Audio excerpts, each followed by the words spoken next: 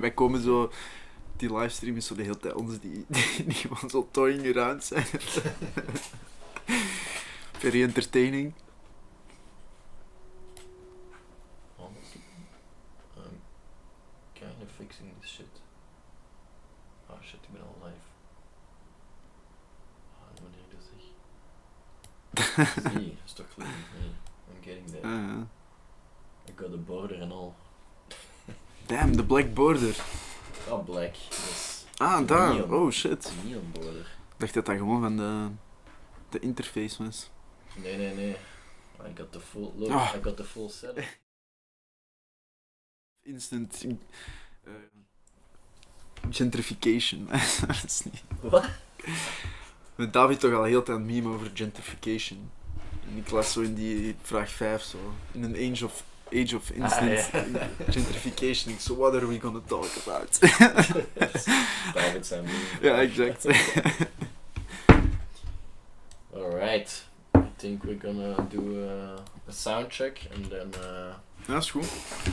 then we're off to start. Let's get it.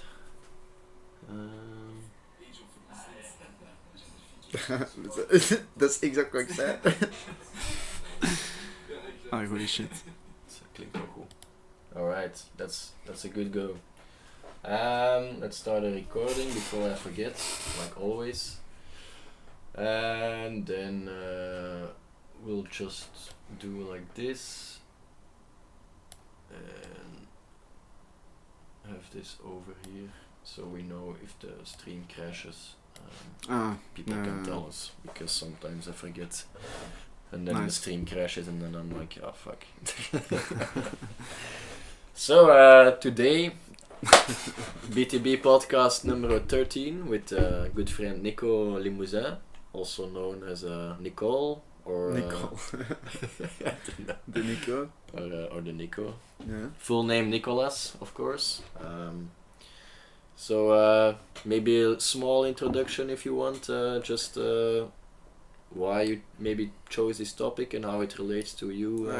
I've just been reading Marcus Aurelius' Meditation, and I think Stoicism is a good perspective on life, and I think there's some interesting topics, and like I think it can also help people in like dealing with shit, because you think it's everybody can learn? It's something everybody can learn from, or you think it's more? Definitely, because like Stoicism is about like dealing with hardship or just generally the world, but like the most important takeaways is like how you deal with like tough situations.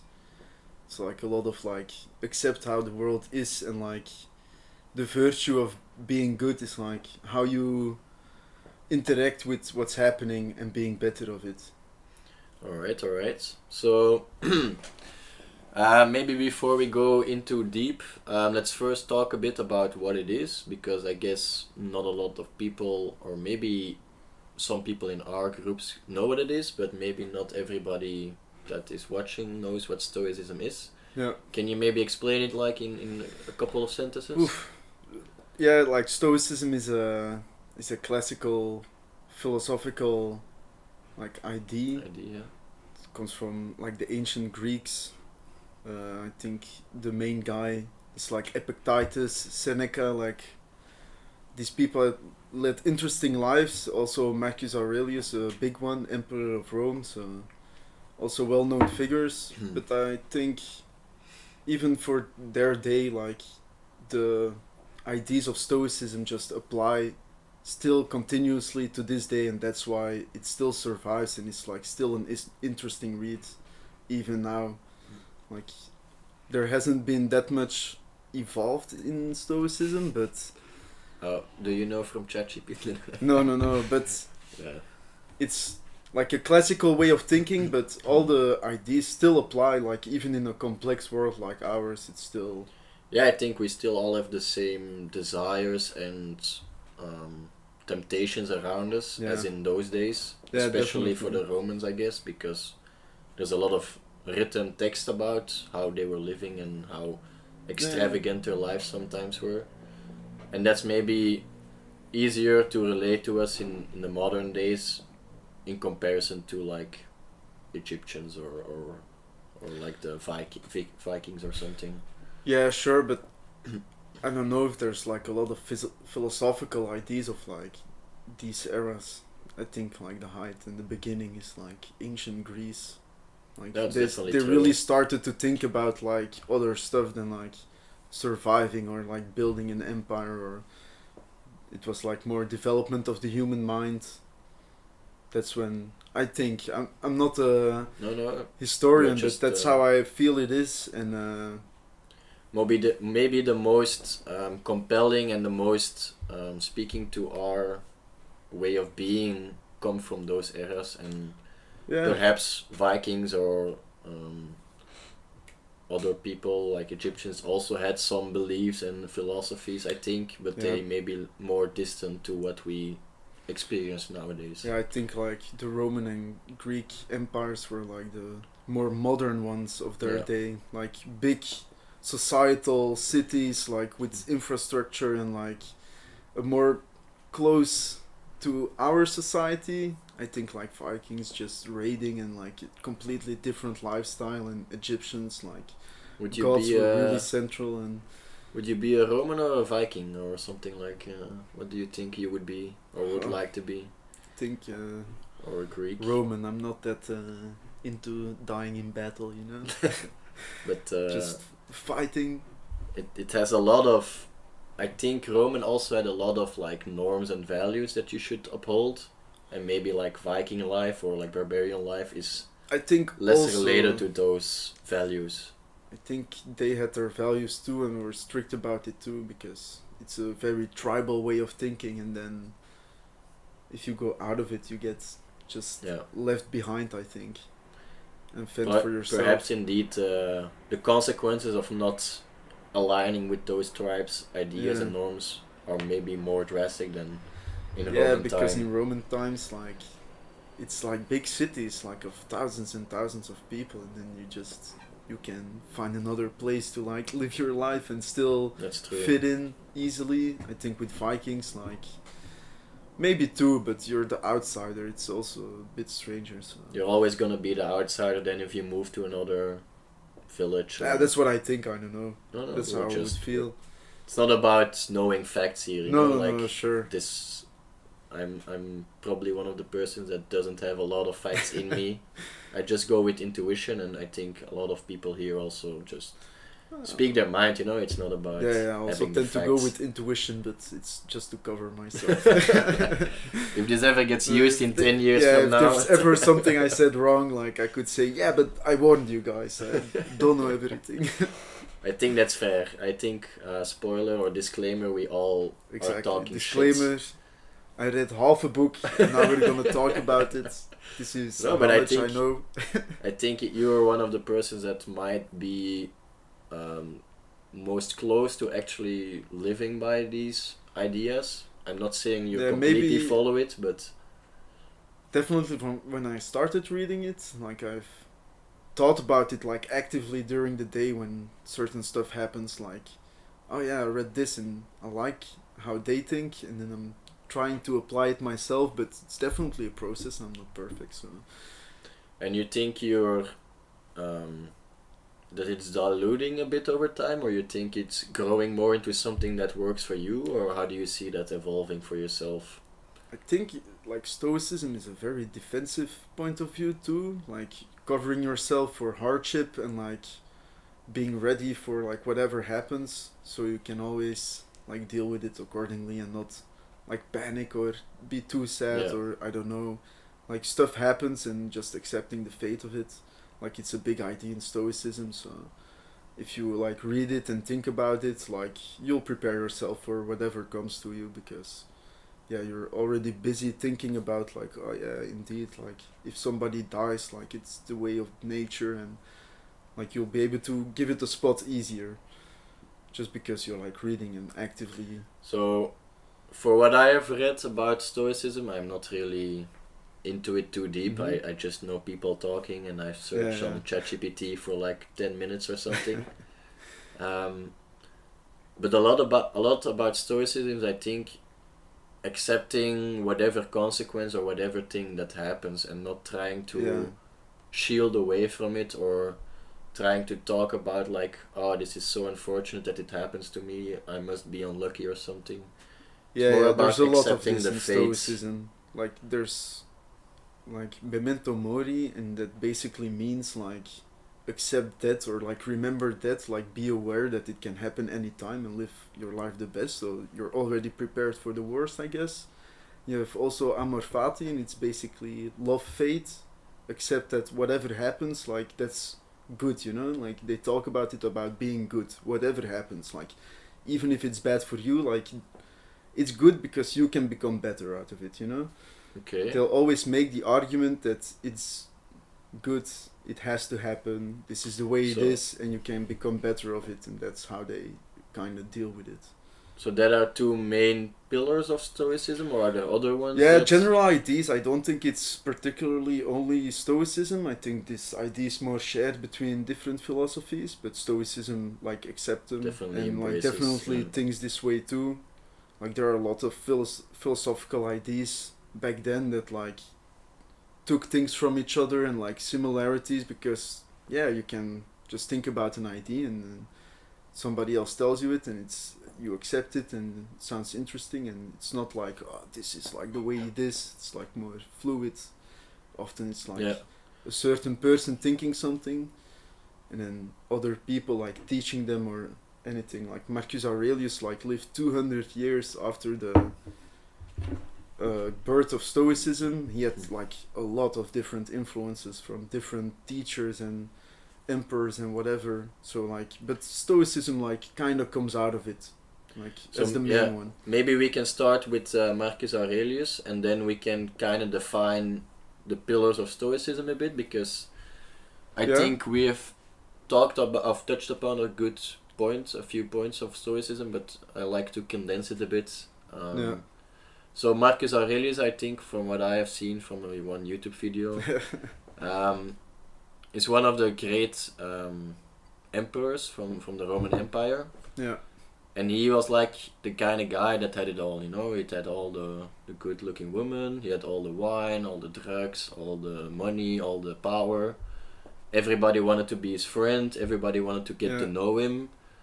But he was not the kind of guy that actually would indulge in all of those things. He would more likely be busy with his own values, his own norms, and trying to uphold his own standard, even though that everybody around him was saying that it was okay to give in to temptation sometimes, or into desire. And he was like, no, I have to be the best person I can be every day. Even though I'm an emperor and I have all this power and nobody can say anything to me, he still uphold his own standard so high that everybody around him was like kind of in shock, I think. Like, yeah, definitely. But like his upbringing, like from a very, very young age, he knew he was gonna be emperor, so it was like taught in like all the values, and like his emperor before him, like how they did it back then is like you adopt a son that you think is gonna be a good emperor, and then you adopt him and you teach him, and like he learned everything from like his father. I forget his name, but he's also one of like the 4 or 5 great emperors, one after each other, and they all picked like a son. And he was taught from very young age how to do it, like also going to like battles and really being hardened for like leadership. But he didn't want to be a leader, and that's also what I think is like what made him such a great leader, because he realizes the responsibilities with it. If you don't want to be it, like I think somewhere you understand like this is too much of importance to give to me. I think that's the way he thought. Maybe he didn't like being the one in charge with the power, but he maybe also realized that it was better off with him than with somebody else. Maybe something like that, or you don't think it's that way.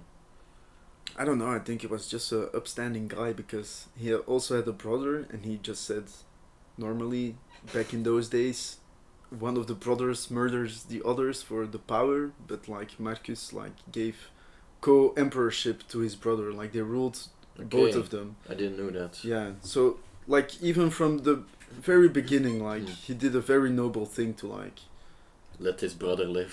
No, not let him live, but also give him the same power he had, you know? Like, it's also, yeah, you can be merciful and let him live, but you're still being a dick, you know? Yeah. If you, like, exile him or anything, because if you thought that way, that he will take power, you have to deal with it and make sure it doesn't happen. But he was like, yeah, just take power with me and then we'll rule together. And that's how it went, and I think he died in battle somewhere, and then... Okay, fair. He gave his brother all the chances he could have given him. I think he was just generally a good guy, a good way of thinking. I think Stoicism, like, the most famous names, like, came from those places. I think it's Epictetus that was, like, a slave, and he came with the ideas of, like, whatever happens, happens, it's fate, you can't control it, like, you can only control what you do, and... Like, it's an insane thought for, like, a slave. It's easy to, like, say it's not right, but he's like, this is just what it is, and I'll live my life accordingly. And also having such a lasting impact, because he just was that kind of person with that kind of mentality. Yeah, I think sometimes just great people appear, and I think he also worked very hard for it, but, like, put me in that position, and I don't think it would go the same, you know? Like, no, even with all the teachings and everything...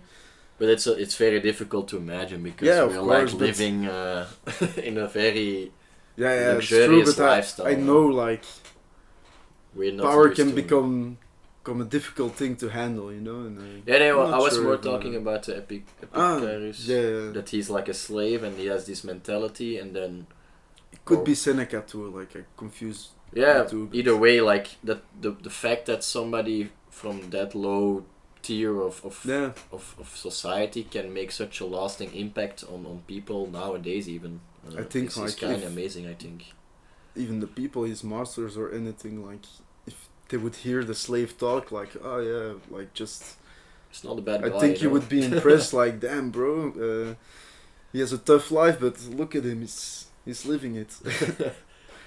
But back in those days, you had slaves that were, like, treated well and were teachers, and I don't know. So I don't know exactly how it is, but... What movie? I think it was from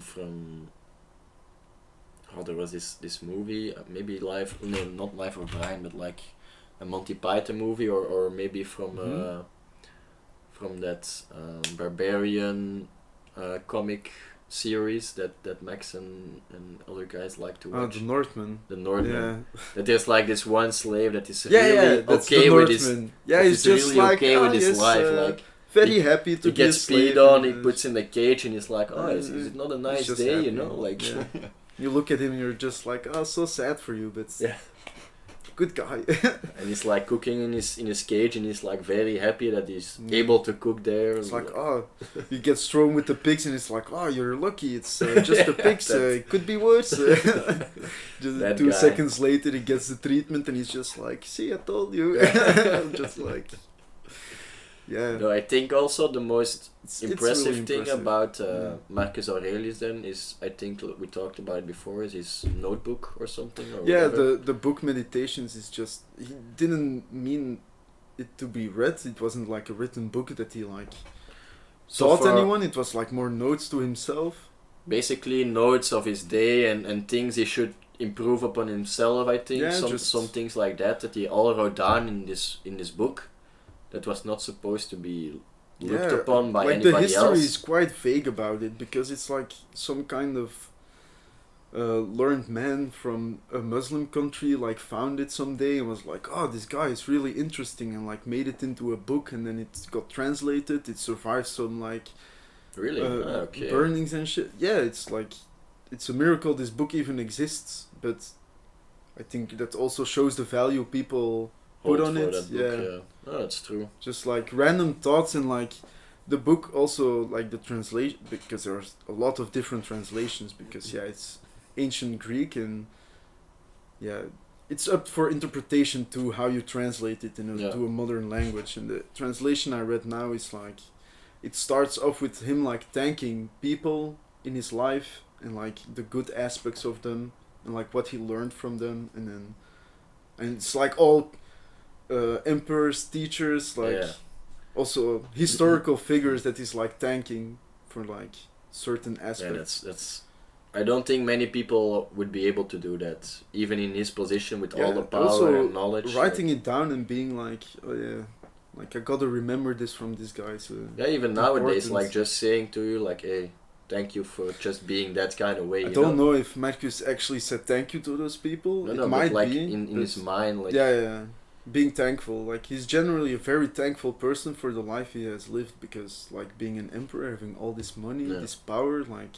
this is a great responsibility, but also a gift. Like you don't have to worry about anything. I think like 99.999% would probably just fuck up and get all the power and abuse it. Yeah, and there are not many leaders that are like Marcus Aurelius. Like most of them do some bad stuff, some good stuff. That he in history is like seen as just this great guy, you know. What if the Israeli prime minister was like Marcus Aurelius? Yeah, I don't know. You think something would have escalated? Just a random thought I had right now. Because yeah, I think so, because Marcus is still a leader of a country, and like in the geopolitical sense of his time, like he was. If he get attacked, you have to rebut. It's not like he was a pacifist or anything, and and being only diplomatic. He waged war. He went to battle, but like offer a greater idea of the Roman Empire, I guess. Yeah. But I think Israel has like also similar ideas of like, yeah, this is our country and we have to have a place for us, and like I'm not an expert, but he would probably we'll steer away from it, because if we get into deep I haven't watched the news or anything, so I don't even know. bad comment about it, and I don't want to get involved. I don't even know anything about it. I'm kind of ignoring it. Me neither. In general, I think a lot of people are like, oh, you should pick a side, or you should at least have an opinion about it, but there is so much misinformation that I don't even know. Like, it's also a stoic position to be like, you don't always have to have an opinion. Like, it's also a stoic idea of being like, yeah, it doesn't concern you, you shouldn't have an opinion about this. Like, focus on what you do, focus on what you know, what you can control, and then that's what you gotta do. And that's what you gotta do good, and then you'll be a better person for it, you know? Like having this opinion about everything. I don't know anything about that situation. I don't have an opinion. But in the other sense, it's also kind of not bad, but maybe irresponsible to not have opinions on things you know about. Yeah, they also say like silence is also not good. So let's like maybe sum it up then. What Stoicism stands for. So first of all, maximize the things you can control, I guess, like be able to engage and fulfill. It's mostly like focus on what you can control. Like it's not necessarily, it's also doing good, but like doing good can also be like just you working on it. It doesn't necessarily have to be the best stuff, but just focus on it, like for yourself, you know, just and let go of things you cannot control. Exactly. Don't be stressed out about it if you can't control it. Also, don't suffer imagined troubles. It's like, don't think about situations that could happen, that probably won't happen, and worry about that. Like, that's not necessary. You can't control the future, so just focus on what you do and do that good, and you're fine, you know? It's and a how kind about of moral justification. The moral compass where you should just focus on what you do it good, and you're good. And how about like if doing good hinders your development, how would Stoicism like if you really think stoically, like doing good is your development. So like for somebody else in a different mindset, let's say I couldn't say, let's say you have every day the opportunity to help people, but in return you have to give up on your own dream. Yeah, I don't know. Stoicism it's not about how you have to live your life. It's more about how you have to think what happens. Like, the virtue is being good. Yeah. Let's take for example, I want to be a millionaire. It sounds like a very non-stoic thing to say, I think. I don't know if you could say it's not stoic, because there's no moral compass in Stoicism. Like, it's they don't say like, oh, going for money is bad, or like going for like women or like hedonism is bad. Like I think it's accepted within Stoicism. Like it doesn't really get talked about. Mm-hmm. It's more about like for you personally, like what you can control, how you can live life to the fullest, but not necessarily like, oh, you shouldn't indulge in like your desires. And But a big part of it was like doing as much as good as possible. yeah, but their term of good is not what we think of good. Like good nature is good, even though people die and there's disease. Like that's good. That's just like that's what it is, and that's good. Okay. Like it's kind of different way of thinking. So not helping the beggar on the street is doing good sometimes, if it means that you are following your own thing. Well, there's always a justification for it. Like if I'm gonna help him, he won't learn to fend for himself and stuff. Like I think they could get into that shit. Okay. So in that sense, Stoicism is more focused on the individual then? I think so. Yeah. It's definitely. more of a Overcoming not a hardship collective and thing. becoming better. But not like communism or something like. no. It's more on the. Yeah, it's more about how you have to live your life, and like also overcoming hardship. That's a big point. Like accepting fate is not easy. Just like, oh yeah, my cat ran away or died, and just like standing there and accepting it immediately. It's difficult, but that's what they preach. Like it is what it is. It happens, and you can only do what you can control. So you can do out flyers and stuff. You can still do the sensible stuff, but like it's more about. I see it more about like a bit suppressing your emotions, but in a good way. Like suppressing them and not talking about them is not very useful for you, but like already being prepared for the fact that shit can happen. And that's from how what I read. I don't think it's really, in my opinion, not really about suppression. It's more about not beating yourself up that you feel bad or negative things happen to you. It's more like an acceptance of those things are just part of life, and everybody will encounter them, and how you deal with it is up to you. You know, like you can suppress it, you can feel bad about it, you can go on with it. There are a lot of paths you can choose when something bad happens to you. Yeah, definitely. One thing I wanted to ask more about it, but I kind of forget it. No,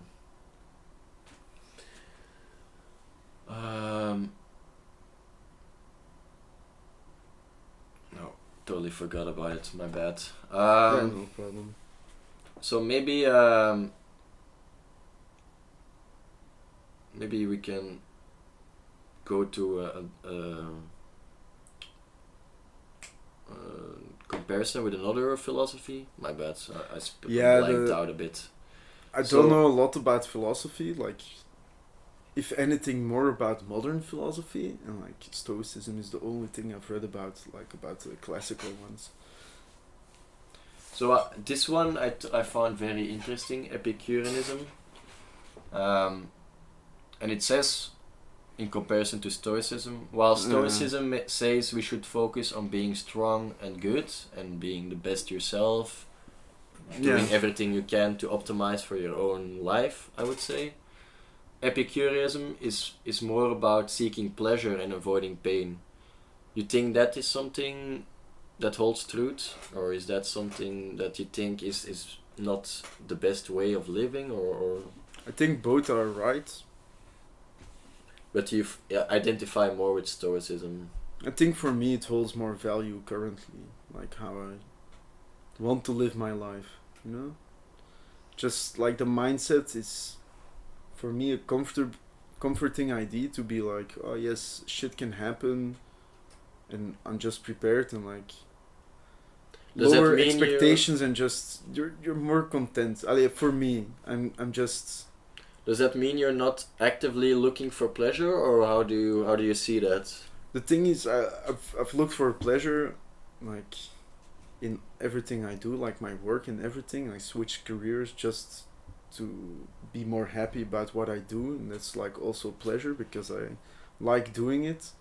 So definitely I seek pleasure, but it's, yeah, I just think it's interesting and I like the ideas and I want to apply them more because I think it can really help you to move forward in a kind of So let's talk about these methods then. How do you think people should view negative experiences, or how do you think people should deal with these negative thoughts that might arise in their head? Well, some of them are like really difficult. If you're really depressed or anything, like let's take something that works for you, like how you switched your jobs. What was the thinking or the thoughts that went through your mind in that sense?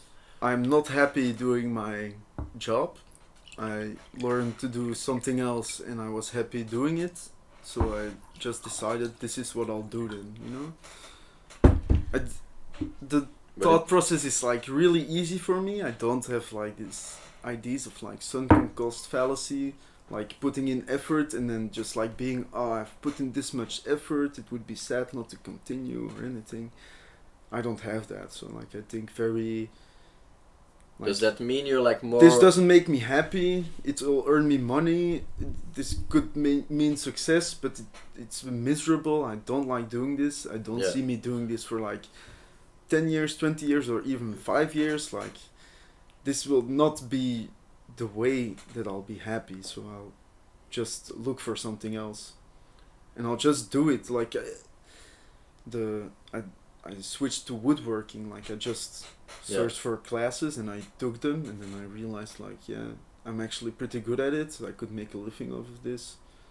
Does that mean you're like more following your intuition, or how do you see that? Yeah, definitely. Just I can't say I really thought it through like completely, because I know like I'll earn less and I'll have more hardship, but that's definitely the price I'll pay. But like really thinking it through or anything, it's more intuition, yeah. Intuition and the ability or the confidence to take drastic action on that, or like drastic between brackets of between. I think I was just prepared for it because like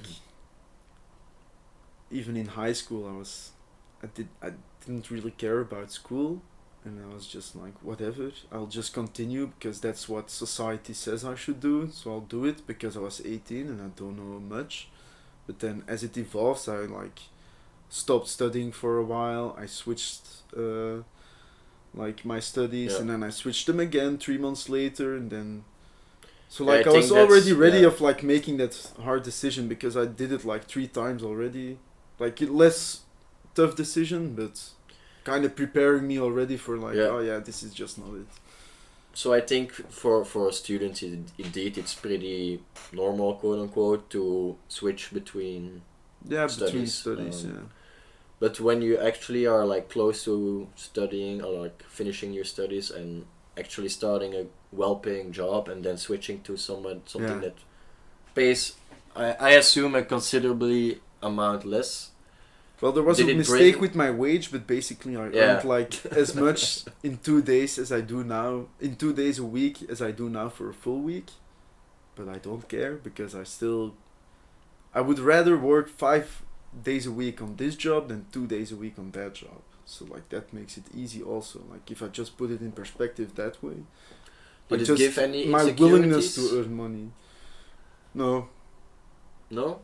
You didn't feel like, for example, one of my insecurities is the ability to be able to buy a home. Is that something that you don't feel in that way, or you're like not that as concerned about it, or how do you don't really have any insecurities when you switch jobs, like maybe the prospect of this job? I won't be able to buy it. No, because I don't want to be like employee forever. Like maybe I'll start something myself, maybe it's house flipping, maybe it's like construction, maybe it's like my own woodworking business. There's like lots of options I'm thinking about, and just being aware that they exist. There are also opportunities like now. It gave you some confidence actually. Yeah, like people, like you're always gonna need people that can make shit. Like an office job, like honestly, like that's pretty replaceable. Like when shit hits the fan, like office jobs, it's like it's not that necessary. Like the majority of them. Like there Depends, are a lot of them I on think what you're are like talking. obsolete in a survival sense. Like Okay, in this world, like definitely useful. That's very broad, you know. Yeah, but the survival sense. That's like a comforting what is, idea for me. What like, is necessary in survival mode, and how much chance do we have to actually get there? Yeah, but I think like for me it's just a comforting idea that like they'll If always all- need these yeah. people, you know. Like they'll always need someone to make something, to build a house, to That's also not true, I think.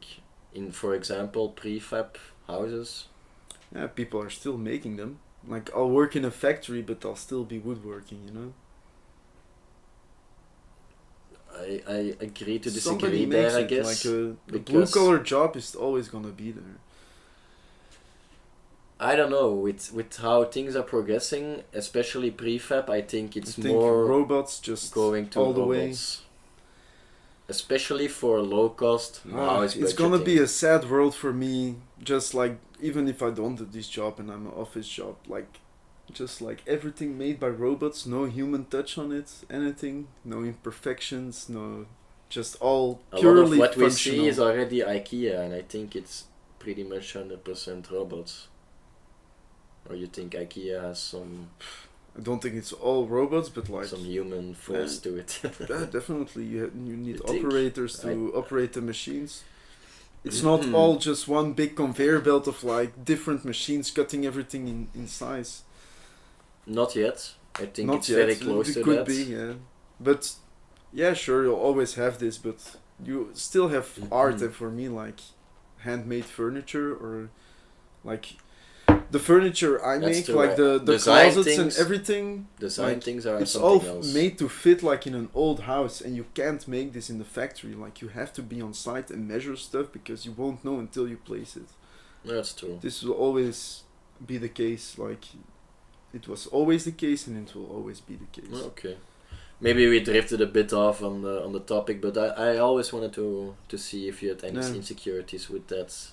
And for now, not really. So. And even if I did, I tend to avoid this way of thinking just because I don't think it's necessary. It's also stoic. But avoidance is not really stoicism, you know. It is stoic. Just Yeah, really? don't suffer imagined troubles. It's like don't think about like consequences that might happen. It's like just don't. You're I already don't know. suffering for something that might happen in the future. I'm not saying you should suffer, I don't. but I also believe that there is something like preparing for the future.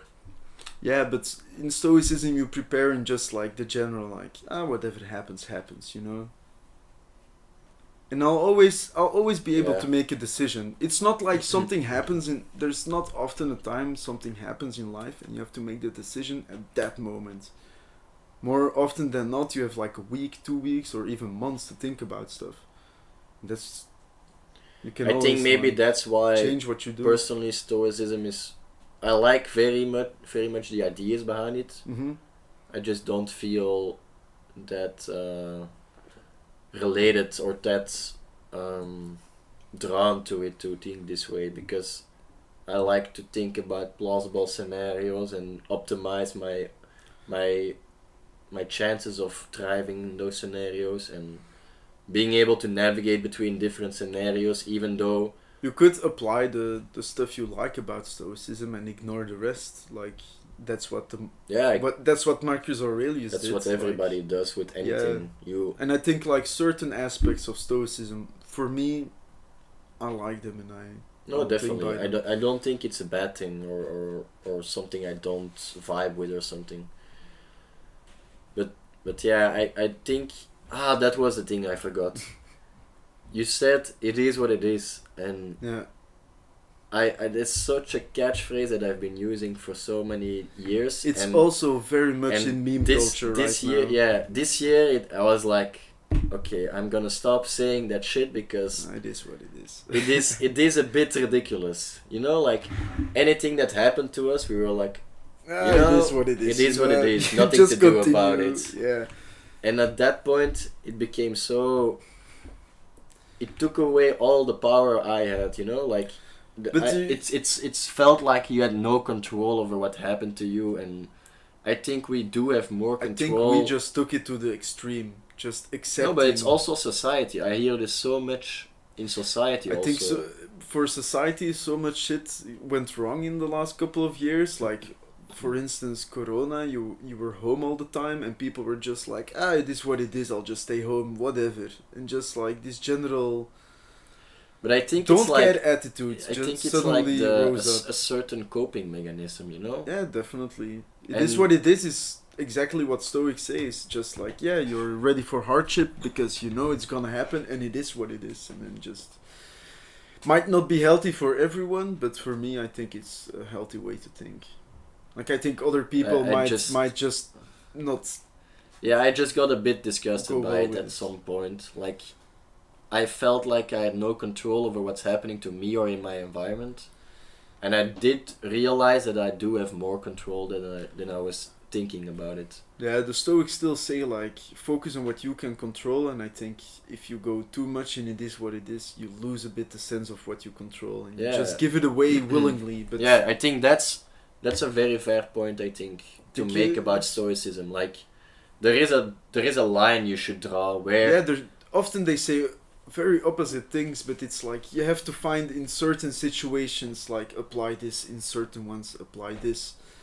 Like it's not really that like no, this is the only way. It's more fluid of like it is what it is in a certain sense, but also like, I think the ability to understand what you do have control over and what you don't is maybe one of the biggest things about Stoicism, I think, in my opinion.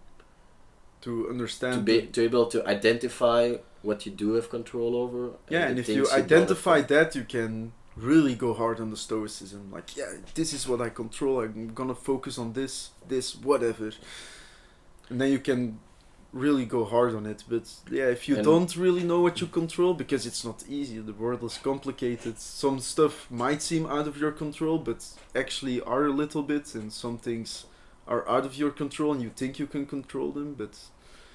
Yeah, I think it's more a personal development of discovering really what's in your control. Where the line is. And that's also growing up. Like when I was 18, I thought I could control way more than I did, and now I'm just like, sure. For me it was different. I thought I had no control, whatever, and now I'm growing older. I'm getting, hey, wait, if I just do these things over and over, people take notice, and I do have control over my environment, for example. Yeah, exactly. You do.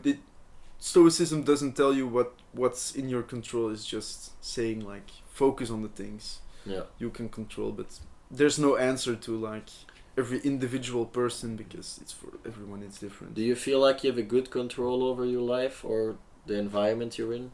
Yeah, I think so. Yeah.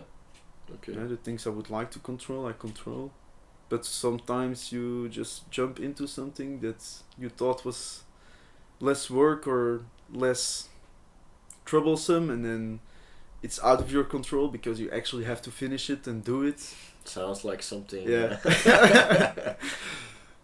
Sounds like a project that might took a bit longer than expected. Exactly. I do control if I go or not, but you're also not bothered by it. I'm not really bothered by it because I know it will end, but I definitely thought it would be less work, and then you decide something, you control it at that point, you decide something out of your control, you actually have to be committed. I think with more stuff it's like that. If you change your job and you're not happy about changing your job, that's now out of your control, that it's a shitty job and you might have to look for something again. But that takes time.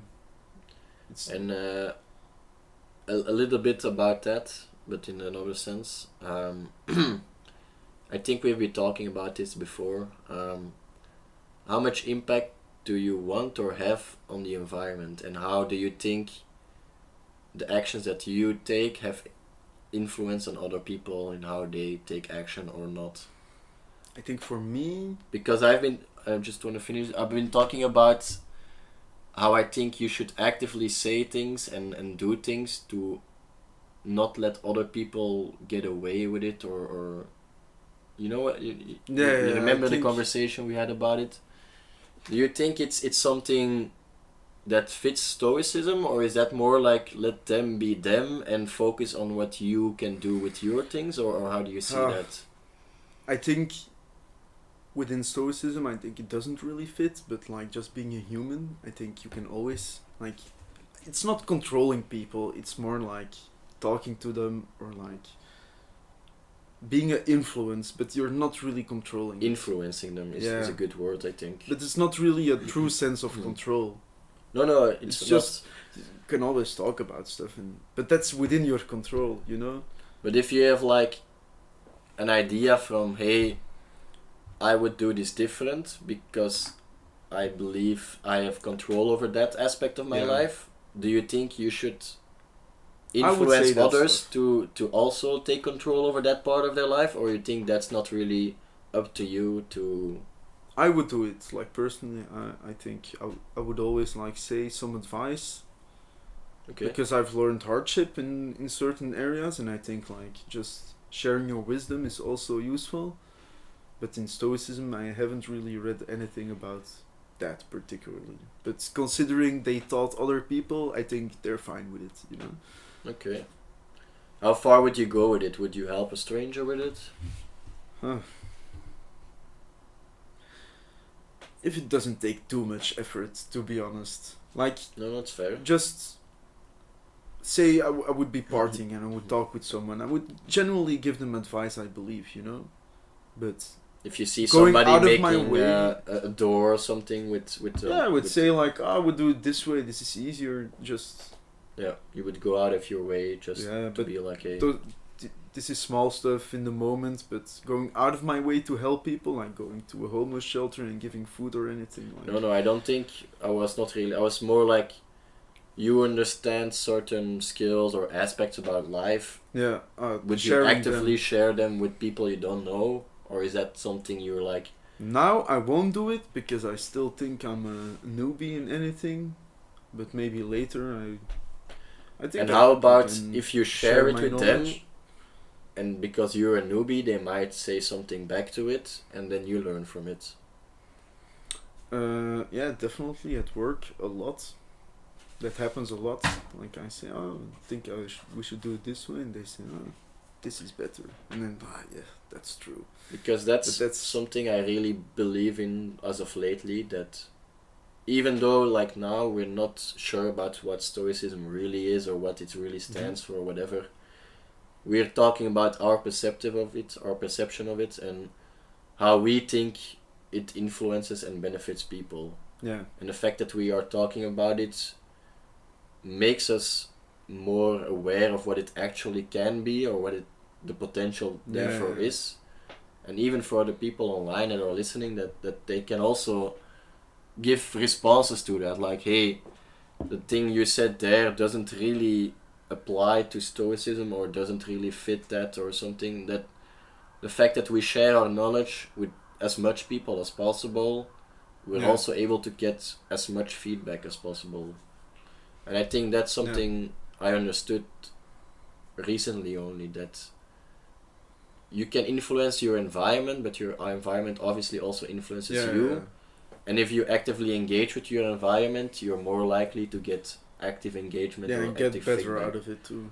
And I think that's something not everybody, I'm not particularly saying you, but just in general, not everybody is really taking advantage of. I think we're all keeping quiet or not really expressing how we feel or think about stuff all the time. Even me, I'm not saying I'm doing it all the time, but I think we should actively do this more in that sense.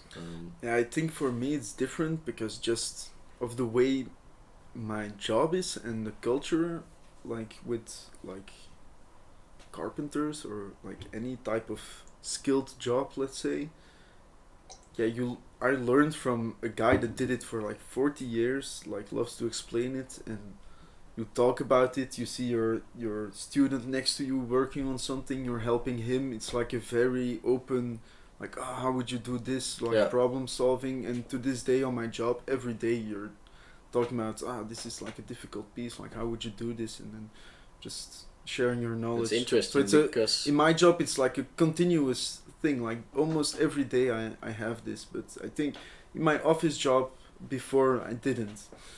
That was Right, more like, yeah, you should figure this out, and then you're making your little paper, and they're like, ah, that's good, that's good thinking, or they're like, nah, you should do it like this, and it's like more of a low-key, like you should already know this because you studied this, and like with woodworking, like even a guy that did it for 40 years is never gonna say he's an expert because he knows his faults. Like it's different, I think. Yeah, that's quite different to my experience in work. Yeah, I have to call myself an expert after 6 months. I was an expert still studying. I didn't have a degree. I came to people's houses and factories and said, yeah, I'm the energy expert. Like, this made no sense. And I was still learning.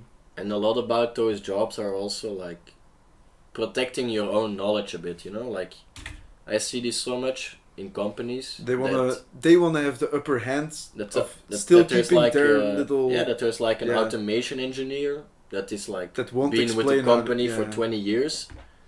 And then you have to know how the system works, and they don't have it written down somewhere. Like, no, if that guy would die, the company would literally have to figure it out. Have to stand still for a while from scratch again. I think that's more of a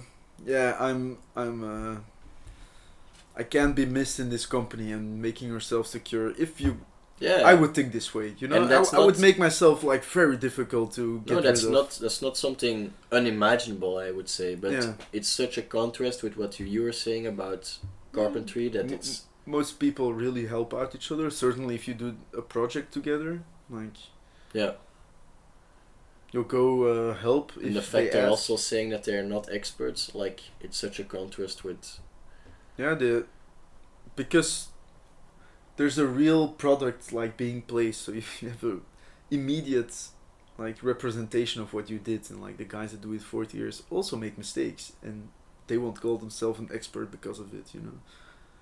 That's a good because you see the result of your work immediately, like because for us for me it's like I rarely see my work, and even then if I would see it, nobody would know it's from me, you know. Yeah, like, it's just like it's just in the part of the big in the big project. Yeah, and we also have that because it's still a big company and you have like IT and stuff and like communication. So we also have like who designed this or who thought of this. But like in general, it's the name is there. You know who did it.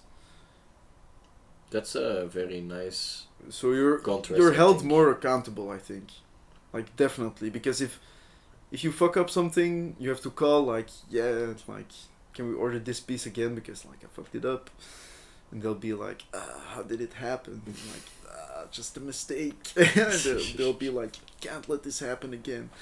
Like, okay, mistakes happen, but like you're held accountable immediately. And like if so there's a mistake with a piece, you also have to say like, this was probably the factory that did it, or like they're looking where the mistakes are, so you're held accountable.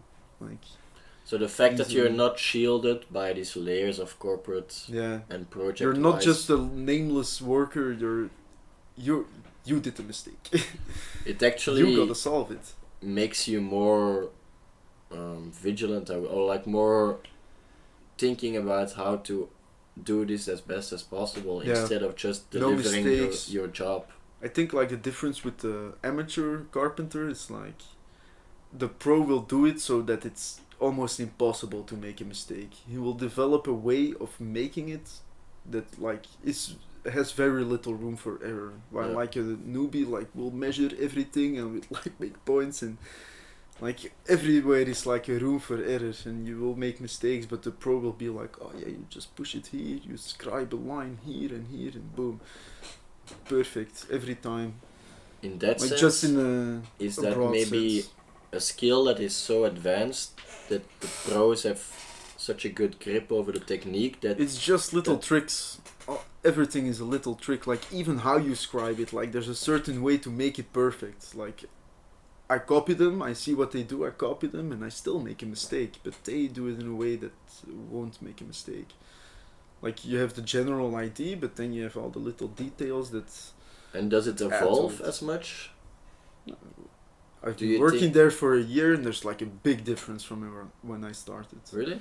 Yeah. Okay. Definitely. It's not some, because I was thinking about maybe carpentry. Not to say it's not evolving as much, but it's just a more stale kind of skill that is not getting as much evolution between. The only evolution is like in the measuring equipment. Like I have a laser, like I put it on the wall and then boop, it says the distance from the ground to the point where it's pointed at. Like that's an evolution. Not really changing or. No. But also like a laser, yeah, okay, and then I have to learn how to use it. Like what's the margin for error there? How much do I? Is it like really 1.60 m exactly, or do I take a little millimeter off or anything? Yeah. That you also, and you can't learn it from anyone. It's just a feel you get from doing it more. Like experiencing, like, oh yeah, every time if I measure this, like it's always got to be a little bit smaller or exact. Like after a while, you do it enough that you know. Okay. And it's difficult to explain to a new guy. Like, yeah, just measure it. But yeah, it's not just measuring. It's like a general intuition of how to do it. But yeah, my job is quite different than most guys I know. Allee, in my circle, it's more academia and stuff. So academia is also like, what does it even mean at the end of the day? Yeah, sure. Like I am in a job that I didn't study for, so what did it even mean, that academia diploma at the end of the day? Your way of thinking and learning. I think that's what you really get out of it. Way of thinking and learning. Maybe I'm just being dismissive of the studies, but I don't feel like the techniques I learned there or the way of studying actually improved my way of thinking that much. No, but you have to get a base. Like, there is a baseline, of course. You have to have it. But I don't think if you'll... I feel it now, like I have to write the white papers, like, but I've been putting it off so much. It's not like, oh, I know how to write a white paper so I can do it good, you know? Like, it's still a difficult job, and I don't think the skills that I learned there actually contribute that much to the output I give. But if you would have never written a paper, like, your job would be definitely harder. Like, if you would ask me to write a paper, difficult. Like, I've never officially written a paper for school or anything. Like, I never did it, so I don't know how to do it. I don't know where to start.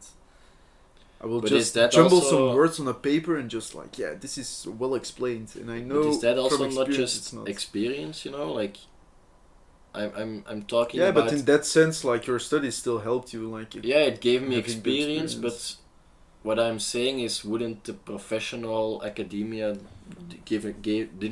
wouldn't that give me more experience that overall helped me? In my previous job too, like, I had the same. Like, at work I learned way more about how to do stuff than at school. And that's my point, like, I think at school you're going to class like 2 hours a day and you should study, but nobody really does it except for like for the exams. So like, you're actually less frequent, you're busy with your work less frequent than you are actually working. You're going every day 8 hours normally, like you're going to work, you're doing it, and you have to do it. Like, there's not like a deadline and it only affects you. No, this affects the company. Like, there's a more strict sense that you have to. For me it worked that way, because like at school, like, oh yeah, you should write this, and I just wouldn't do it. I don't care what my consequences are, because I don't care about it at all. But at work you're just suddenly forced to do it, and you're just, I think, just in a time frame, like how much time you spend on your work, like, it's way more than at school, and you learn way quicker because every day you're doing it. I think that also in that sense wouldn't be going to work at 18 be more efficient? I think for a lot of stuff, yeah, but a lot of stuff, no. For example, Sciences, my job, like I said, I haven't really studied the things I'm doing now, But wouldn't be working from 18 and not studying for 5-6 years be more beneficial I think you at that wouldn't point? know what you want then. I think you study something because you think. But nobody does if they finish studying. So you, even no, if there you are start, there are certain jobs you have to study. You can't not study them. Like in my studying time, it was the most obvious one was like air conditioning and heating. Like this shit is so complicated. Thermodynamics is no easy shit, and you won't learn it on the job. And there are certain stuff like you cannot make a mistake. You have to do exams to even be able to do the profession. Like you have to get certain categories. You have to learn this at school. You can't learn this on the job. yeah, I think certain stuff is like just out of the possibilities of just learning on the job. You'll fuck up so much and so heavily that it's just no. First you learn, but then and then it sounds more logical than that you run with a mentor in your first year or two or in your job. Yeah, but that costs the company money, and they don't want to pay it because you don't earn. Yeah. Now it just So costs. just in a societal sense, it makes sense. But yeah, I guess it's true. if back in the day, I would go For a for an company. apprenticeship with a guy that is experienced.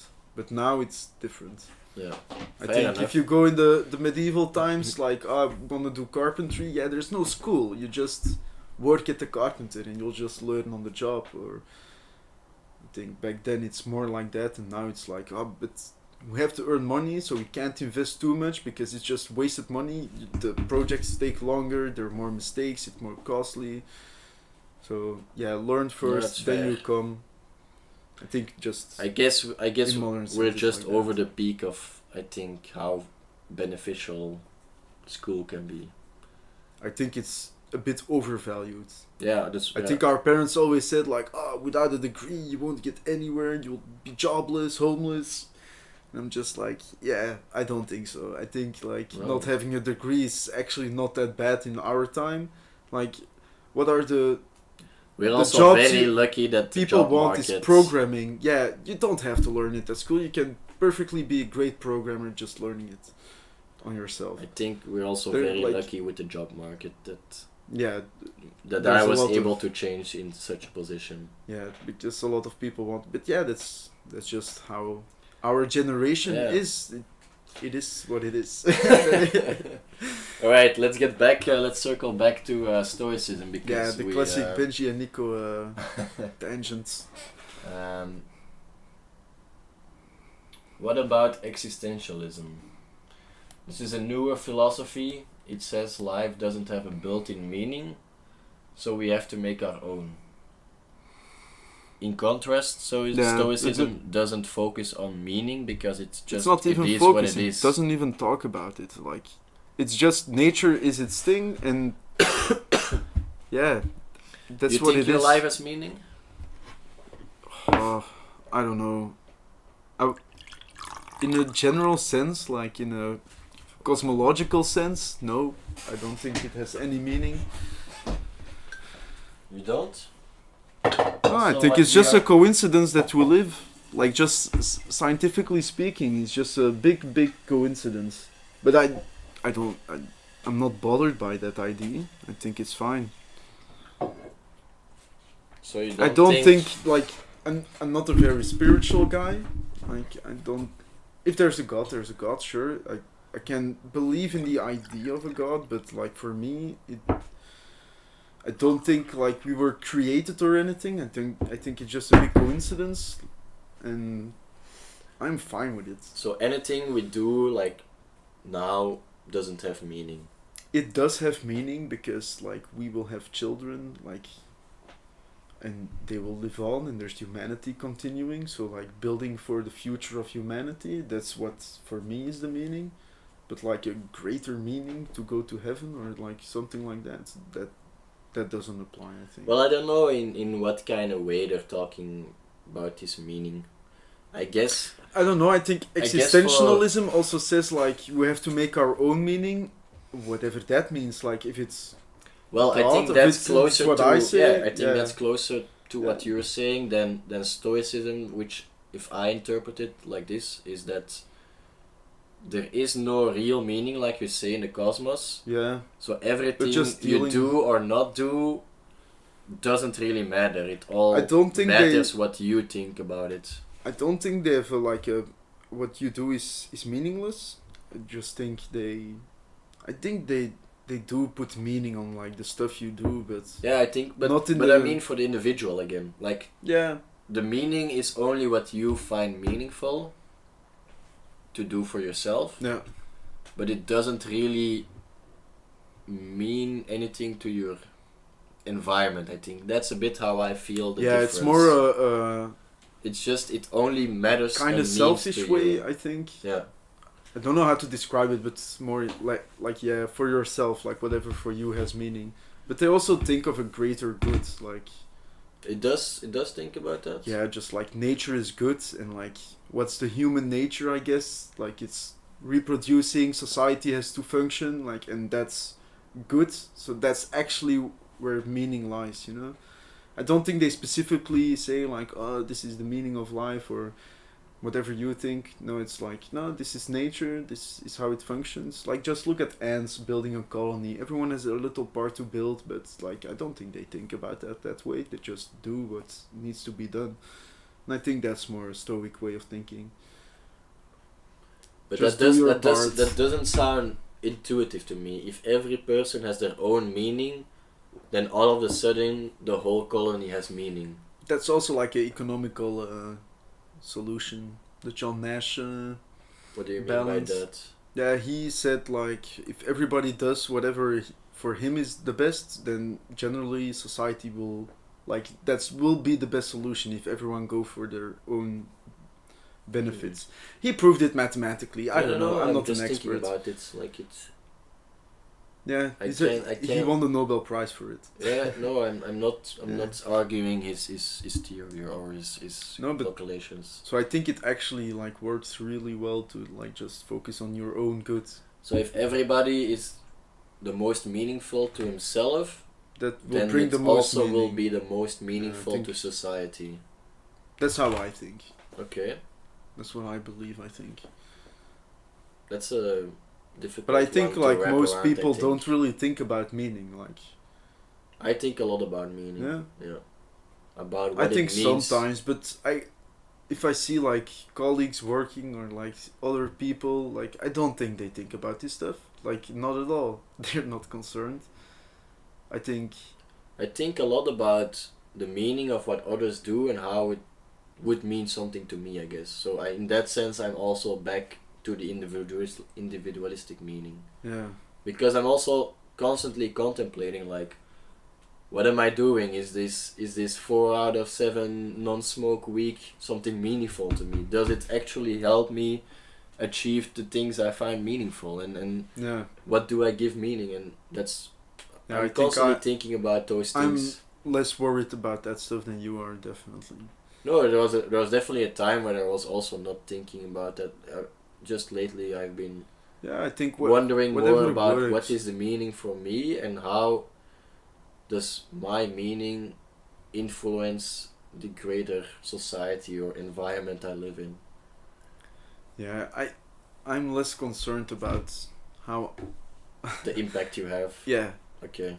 Definitely. I think it also shows.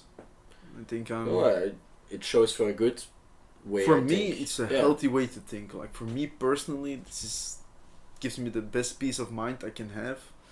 But I am aware that sometimes your actions do hurt people, even if you don't mean them to.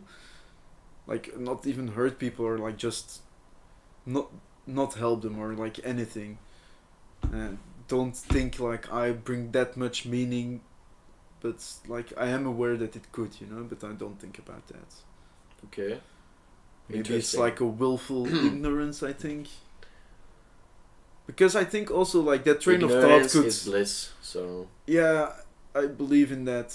I also very much believe in that. Like even if you just don't know, like how are you not? I cannot do it. I do believe strongly in it. If you don't know, how can it hurt you? Like it's so easy. I really want to be ignorant about certain things, but I just can't, and it hurts me that I'm just not ignorant. I also had this. I couldn't let it go, but like lately I just like an afwas. I know it's stupid, but I cannot be ignorant about it. I know who is what and yeah. And right now I have no clue if there's anything from I me try to there. I don't know. I have do no know clue. that there are definitely some things. Yeah, I completely like last couple of weeks. I just don't know. Just it's not just, aware, and it's that's actually also difficult for me to. Yeah, but that's also what I mean. Like I'm not aware, like what my meaning is. Like even if it's harmful or beneficial, I'm not aware of it. I'm not concerned. No, I also think you shouldn't be about that. Like No, definitely, this is something that is for me. How would I say? I focus on it too much, maybe. And the more I try to let it loose, the more I focus back on it. So it's like a loop that I'm not really getting out of by ignoring it. Also, you're confronted by it every day. You go down and you see it. Yeah, and it's just like I said. I really want to be ignorant about certain things, but I just physically or mentally can't. It's not that I think you should pay more attention to it. I'm always thinking like, why am I paying so much attention to it? And I know you thought that way from the beginning. You had said this like very in the beginning that we lived together. Like, am I just focusing on it too much? And I was like, yeah, I don't know, because I was focusing on it too back then. So I was like, I don't know if you think you're right, but now I'm just like. But that's the whatever. point. Like, to be honest, if I really want to ignore it, I feel like I'm being so pitiful. That I'm like, I know this is a problem, I know how I can try to fix it, or how I can address it, or how I can try to improve it at least, but I want to be ignorant and pity and do the same thing and exaggerate the problem, and I just can't. I just can't do that.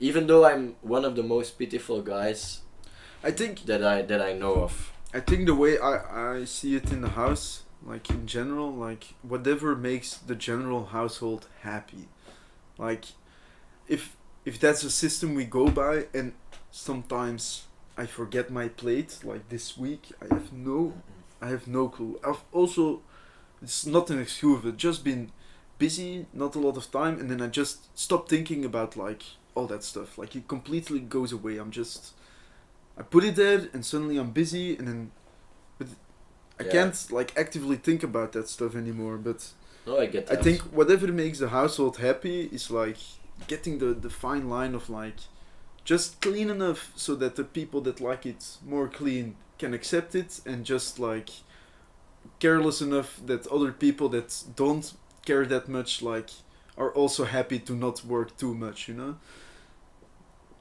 That's how I see it, and I think I'm stuck in that loop. I don't know how to get out of it, because I don't want to be pitied too, you know? Like, I don't want to be like, hey, I left my plate there, I know it's mine, but I'm just gonna pretend it's not mine. Don't do it on purpose. No, I'm just talking like, about how I'm looking at my own situation. Like, I want to be that too, ignorant, you know? Like, ignorance is bliss. Yeah, I know. Yeah, it is. I know. Certainly in this situation, it's lovely. It's in many situations, not even house related.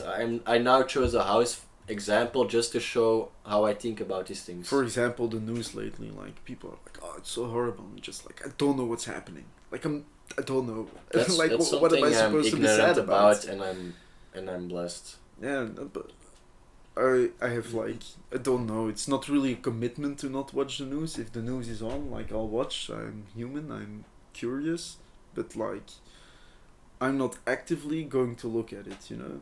I'm not gonna buy a paper, but like you just see the headlines sometimes, you're just like, oh shit. But it's a willful ignorance about the news and stuff. Like I think it does more harm than good. So I just don't look at it. I think so. I think people, if everybody would be ignorant, it would be chaos. Yeah, but that's also like the other extreme. I think you should. People should just care less and just have less opinions. I think that's difficult for me, because like on the one hand, I do believe ignorance is bliss. On the other hand, I do think not everybody can be ignorant.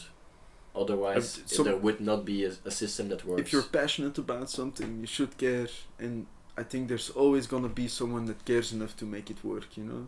But for me, like, I don't care about that stuff. Okay, I'm not gonna do anything. I'm not gonna advocate for anything. I'm not gonna shut anything down. I don't care. And if somebody comes to the solution, would you back it, or would it be like, I don't care? If it works for them, if it doesn't involve me, I don't care. Like, do what you do. If it means taking a stance, then I'll have to read up about it and like but know you what don't I'm want talking to about. because I don't you want want to stay but ignorant. If I have but then to, nothing happens. If I have to, then I'll do it. But you never have to. There's nothing in your life that you have to do. Yeah, it's also true. But so that's a bit the dilemma I'm in. For example, let's take the Israeli and Palestine thing again. yeah, I am ignorant about it. I'm very happy that I'm ignorant about it. I think it's too complex. But for I me think to have if an opinion. everybody would be ignorant about it, then it would just be suicide and mass murders and whatever. Yeah, but if you have like Palestinian family or like Israeli family, things are different then. Like if it was. Yeah, then you're advocating My for family, your like, side, I yeah. guess. But Yeah, are you right? I don't know, but don't murder my family, please. Like, I would get angry, like, just irrationally. Like, rationally, like, the world wouldn't be this way. Like, if we could just all agree, we know what we have to do, then we could move forward, but this isn't the way. Is this Stoicism isn't being nature. ignorant at certain levels? I don't think ignorant. You can be aware of the stuff, but, like, being actively, like, this doesn't concern me. This, I don't have to have an opinion about this. This is what they preach. They say, like, you don't have to have an opinion about everything. You can be aware of it, you can know about it, but you don't have to have an opinion about everything, and you don't have to be concerned about everything. And I think people there, like, lose themselves in the news. Like, oh, they should be murdered for this. And I'm just like, why? Why do you care? What did they do to you? Like, so many times people have opinions and I think, like, they did nothing to you. Like, the people that are involved, they should, like, resolve this, but I don't care. You It's can not care me. about something and still be ignorant, right? I don't know. I think you should be aware of what's happening to care. I think if you're ignorant... You can don't care think about you the can dishes but still be ignorant about it. Yeah, but I don't care about the dishes. Or you can be... No, but I understand what you mean. I want to understand find an what you example mean. for you. But I can't But catch catch you. me. Yeah. No, but I think that's all. It doesn't really relate to me that way. I think that's where I find it difficult with Stoicism also. I do think Yeah, we Stoicism should is a be- lot about just accepting stuff. Just like being, yeah, this is what it is. I agree have a we should mindset not that have I an could do opinion this. on everything. I do think we should be as least ignorant as possible.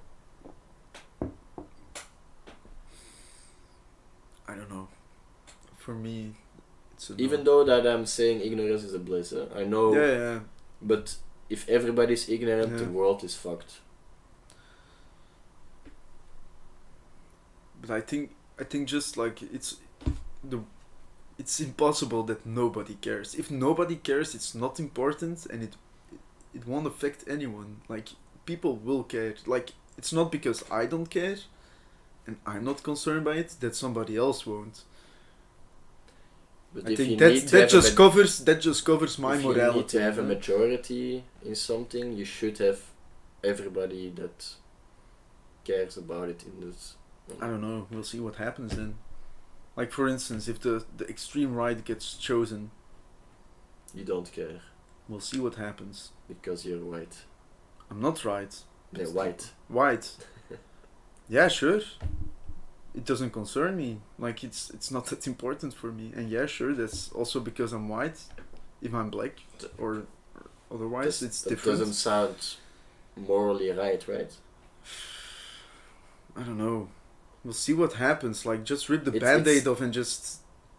It's let's Um, I want to take the this. problem will be resolved I want at to some take this point. very If it goes extreme. like extreme, I want to take this very extreme indeed. Like, if it goes to a civil war, like yeah, but like the solution will be reached at some point, even if it means like killing people. I'm sorry, maybe it's morally wrong, but no, it will go I to a don't. solution, you know. It's not my intention to let you say the things that are morally wrong. I'm No, just but- saying, like, at what point should people care about things they're not involved or not?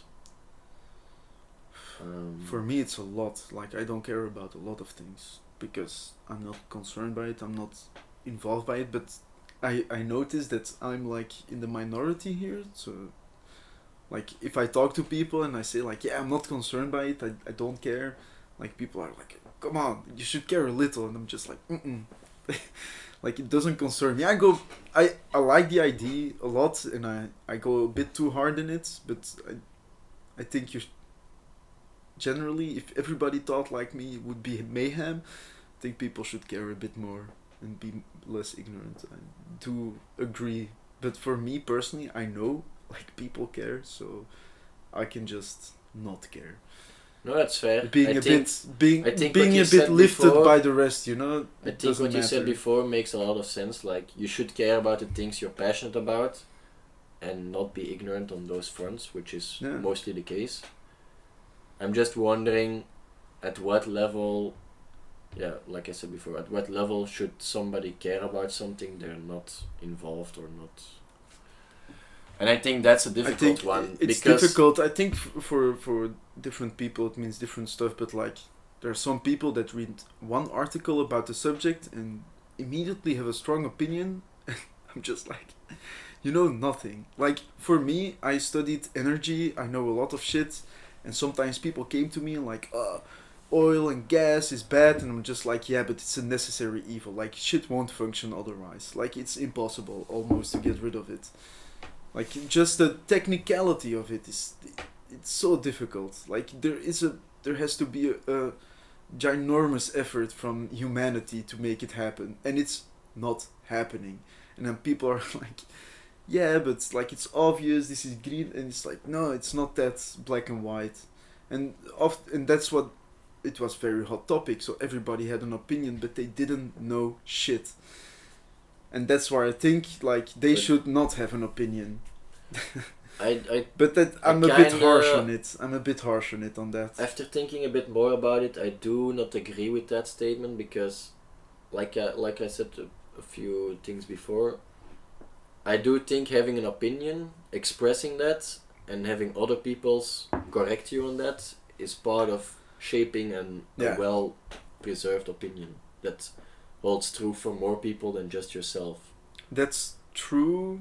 But Because I you think- also had the knowledge about the energy, and if people did not express that opinion to you, then you would not correct them. But the problem, I think you're right, but the problem with it is like, you have the news in Belgium, 10 million people that listen to it, like, if you just Yeah, generalize. that's And true. then you have like energy experts that studied it. Like, Mhm.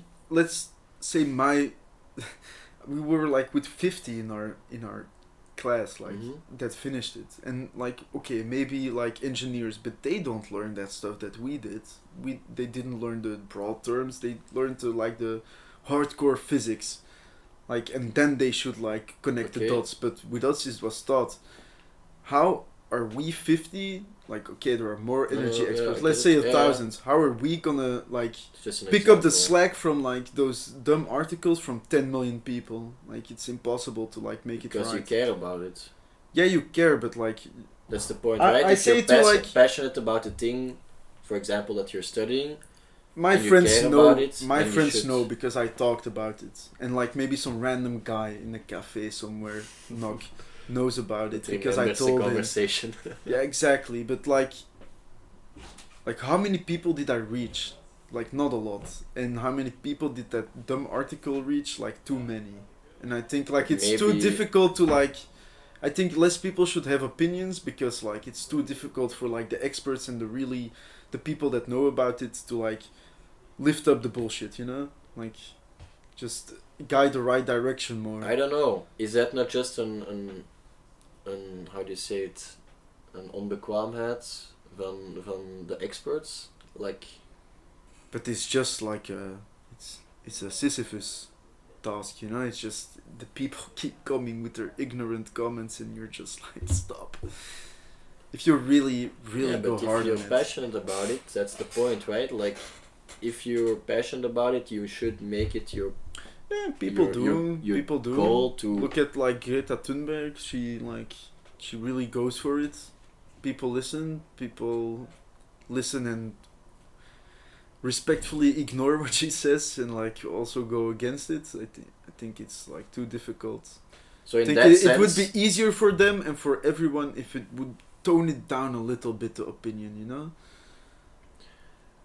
Like, I think everyone can have an opinion, but like, don't be too hard on it. Like, some people, if you talk to definitely young people, like younger people, I was that way too. Like, but now we're really talking about something ideological and different. go hard, First, you we know? have expressing your opinion and having an opinion. Versus now being able to change your opinion. There are two different things in my Yeah, head. definitely. But I think like some people have. I think having an opinion is not bad. Do they want to achieve the same goal? Do they want to achieve the same goal? The newspapers that want to reach a lot of people with sensation do not have the same intention of the engineers trying to fix stuff. Definitely. I think it's a good question. And I think the newspapers like have a lot of money behind it that want to express a different opinion than the people that are actually trying to fix stuff.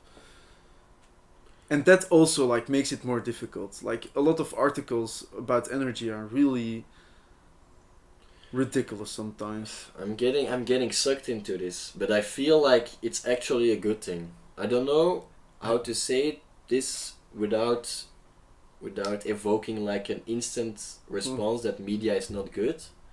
But I think sensualizing and sensibilizing lots of people make them have an opinion, even though it's not the good opinion, but it does engage conversation, it does engage experts to speak up, and it does help bring a solution instead of people just ignoring it and have a minority that cares about it but doesn't have the voice to change it. I've had this discussion a lot. Probably, but yeah, I think it's very nuanced. Of course, like awareness sensationalism and shit, is very real. Newspapers want to have clicks. Newspapers or media want to have as much views, as much attention. That's what earns the money. That's what earns them money. But I also do think there is some value to it, that people talk about it, even you and I talking about energy crisis, even though I'm not really that concerned about it, you maybe are, and the fact that I have an opinion about it makes you speak up about it, because you're like, okay, but the opinion you have is not good for this and this and this reason. And I think on that front, the newspaper, the media does have a benefit, a positive benefit, instead of just letting one expert say their thing and maybe 10 people watching the news then. Like, I believe the idea, but I think in practice it just doesn't work. I believe the idea, but like I think it's flawed, just like human nature. Like, for example, there's like this big connection that had to be built in Belgium, the Ventilus project, and like it was just this energy line, like the towers you see. From in West Flanders. Yeah, and people were like, no, we don't want this in our garden. And like, just like if you read up on it, like there was no other way. This had to be done, and that's also had to be done for like. This was renewable energy shit. Like, it had to be done. And people are just like, so like, oh no, my opinion this and that. And then just people jump on the bandwagon like, yeah, they should have the right to not have it in their garden and shit. And I think like, yeah, just shut up about it. I think you don't also have to be like dictatorship and be like, no, this will happen. I think you should be open to the discussion. But like, if there's no other way, you just have to compensate them somehow. and just say like, I'm really sorry, but this is the way it's gonna be. I think that comes back to the earlier statement you made, that people are not willing to change their opinion. And I think that's maybe more a flaw of humans than the media, in my eyes. Yeah, definitely. Like I said, it's like human nature to think you're right. Yeah, and to not like want to change. And it's really difficult for like experts on anything to like pass that through to like the general community, because there's like, who do you listen to? The newscaster. Does he know anything? No, but he will speak. And like, politicians will speak, but do they know anything about the technical stuff? They don't. Like, you listen to the people that actually don't know shit, you know? And they're just regurgitating what the experts say to them, but these experts are not always the experts you want. So often they are backed by companies who don't. It a bit, you know? I get that. And that's, I don't think like the media is harmful. I think media, like the spread of like information is like extremely valuable. But I think we go opening conversation is also like, I'm a big proponent of having conversation and just not swiping it under the rug, you know, like. Yeah, but for example, like back in Corona, there was this Black Lives Matter shit, and like a white person asked me my opinion about this, and I said I don't care. This like literally doesn't concern us. Like this, we're two white guys talking about this. We are not affected. If a black person would ask me, that would be a more interesting conversation. But would you also say you don't care about it? I would say to them like, it doesn't concern me. I'm really sorry, but like this has nothing to do with me. I fully support what you're doing, but that's all it is. Like mental support. Like I'm not gonna stand there and shout. How do you support something you don't care about? Yeah, if anyone's gonna ask me, I'm still gonna pick their side, you know? Like why? I have because I believe it's probably right. So you care about it then? I don't care, but I care about humans. If you have an opinion about something, you care about it. Sure. It depends. Like I'm not gonna take any action about it. Maybe I do care a little, but like in my sense, doesn't matter. No. Okay. Like this is like kind of a stoic point. Like it I doesn't get that. concern me. Like it's just I'm challenging the fact about Stoicism that doesn't resonate with me. Yeah. For me, it works so well. Like just being, this doesn't concern me. I'm not gonna have an opinion about it. You guys figure it out. The ones that are concerned, that are affected. Like you should figure it out. My problem is that I want to be concerned about things. If I go into politics, then it becomes my problem. Then I'll be concerned. But I'm a simple carpenter and I am not concerned. It's difficult. Yeah, I've just chosen a way in life that it doesn't concern me. I'm not affected. Like, but I don't. Yeah, I'm saying. I don't want these strong opinions. Also in energy, like I had to be the guy that was the expert. I had to be the guy that explained the stuff to people, and that was like, no, this is good, this is bad, and I don't want to do that. That's also like a personal preference. No, like I guess that's why I take a step back and I'm just like, this doesn't concern me. Maybe I'm just concerning too much about things that indeed does not relate to me. But I think a lot of people do, but I don't think it's harmful in any way for most of them. Like I think. No, I don't think. Like I'm still believing that conversation and opening up discussion is the best thing you can do, even if you don't care about it. Yeah, but in like a world view, does my opinion really matter? My opinion personally, like. I think it matters more than you think. Socially, sure. I think it matters more than you think. Even though we are now reaching. You're probably right. We're now reaching 3 people. You don't know who they're gonna talk with. Have their opinions. I think I'm a bit too strict on like that, not caring and no opinion. No, I know. That's. I'm just also figuring out for myself how my values and careness lies. Yeah. I don't know. I just live my life for me, and I've had this opinion a lot. Like, you're the most important person in your life. Like, Definitely. you are 100% of the time, you are there. Yeah. Nobody else. Like, who cares then? You're like, you're the anime character in your own.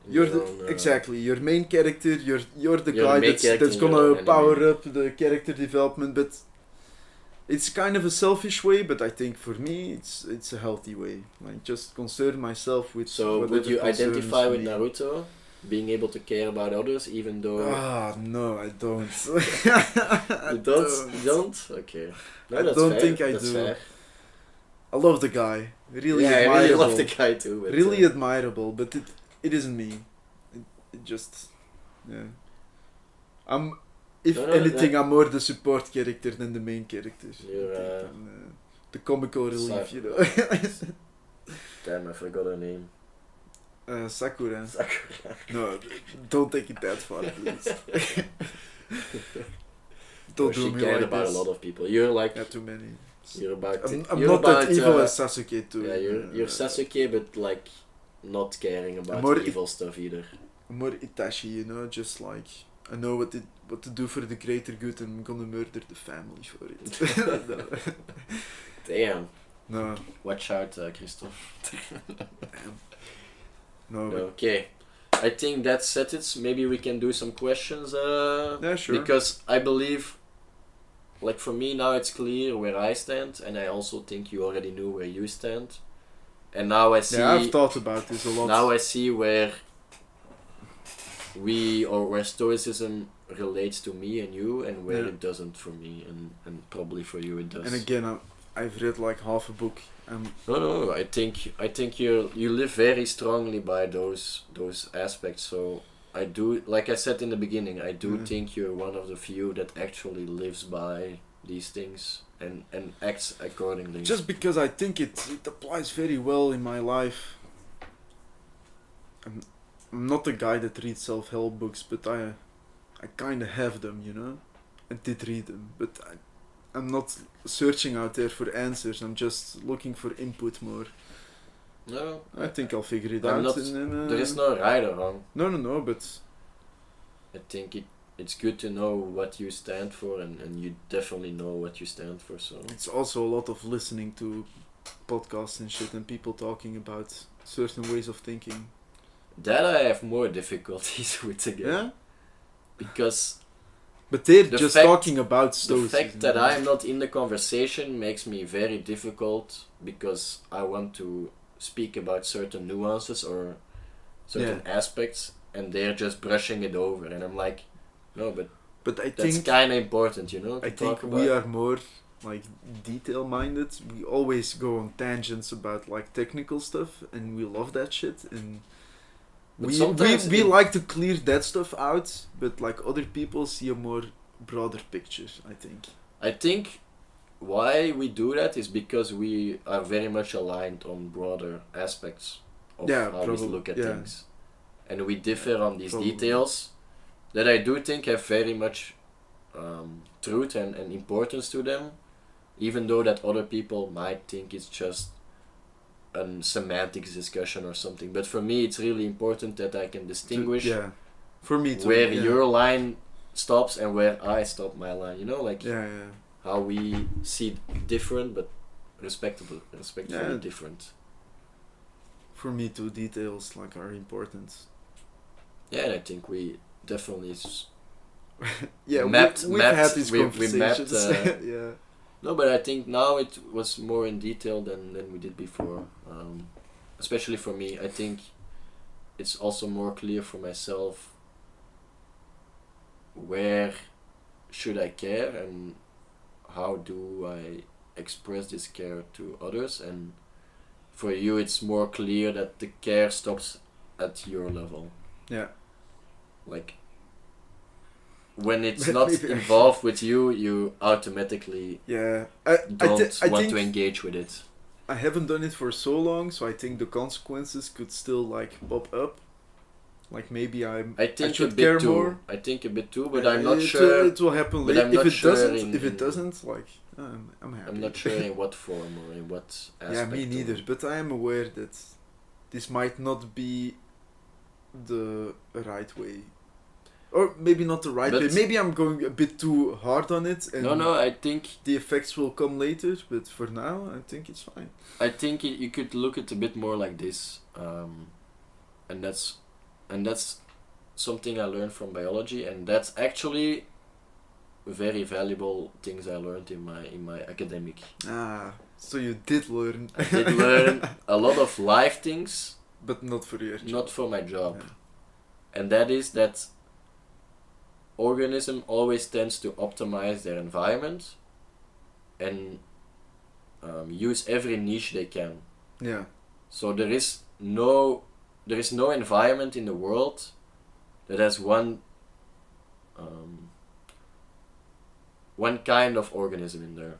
There's always room for another organism that benefits from another niche from that environment, and that's a bit how I see it now. If everybody would be a stoic, the environment would fail. If everybody would be like me, the environment would fail. That's probably true. We all hold different niches, and the fact that we can live next to each other, occupying a different niche. So for those who don't know what a niche is, it's basically, let's say you have a pond. The surface is a niche, the air is a niche, the underwater is a niche. Even the layers. The mud. You can basically any place that organism can live in one area is a niche. Yeah. The Hoover is a niche. So in that sense, I think we have our own niche, and we shouldn't really change or something. Like, it's not that we're right or wrong, or you should be this or that. I'm more thinking about understanding each other's niche. Yeah. But trying to challenge their niche, see what they hold true, what for your underwater niche maybe other values hold true than for my upper water niche, and it's good to challenge that and have conversation. I still believe that the conversation is a very crucial part of that, even though that you know that if I don't care about it, I should not challenge it. I think you can always have. I say I don't have an opinion, I don't care, but like I do have these conversations about stuff, even though Definitely. I don't care. Yeah, but it's like fun it's like it's more a time an exercise or something. Yeah. Like I do like to think about certain stuff, but like if you really ask me and I got a vote on it, like no, I won't do it. Like maybe personally, I still have my opinions and my cares, but like. It stops there. Like I won't express them necessarily. I do talk like about my opinions, but like if it really comes to it, like whatever. Yeah, then you're just out of the conversation. Yeah. No, definitely fair.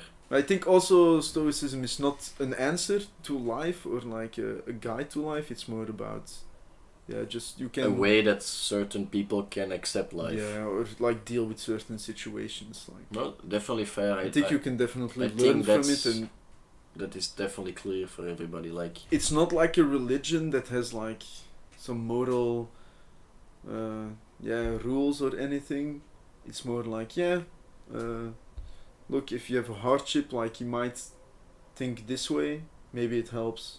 If it doesn't, like another philosophy might help you. Like for me, Stoicism works. Like just accepting stuff. Like for me, that works. I know for other people, it's very difficult to like just accept stuff.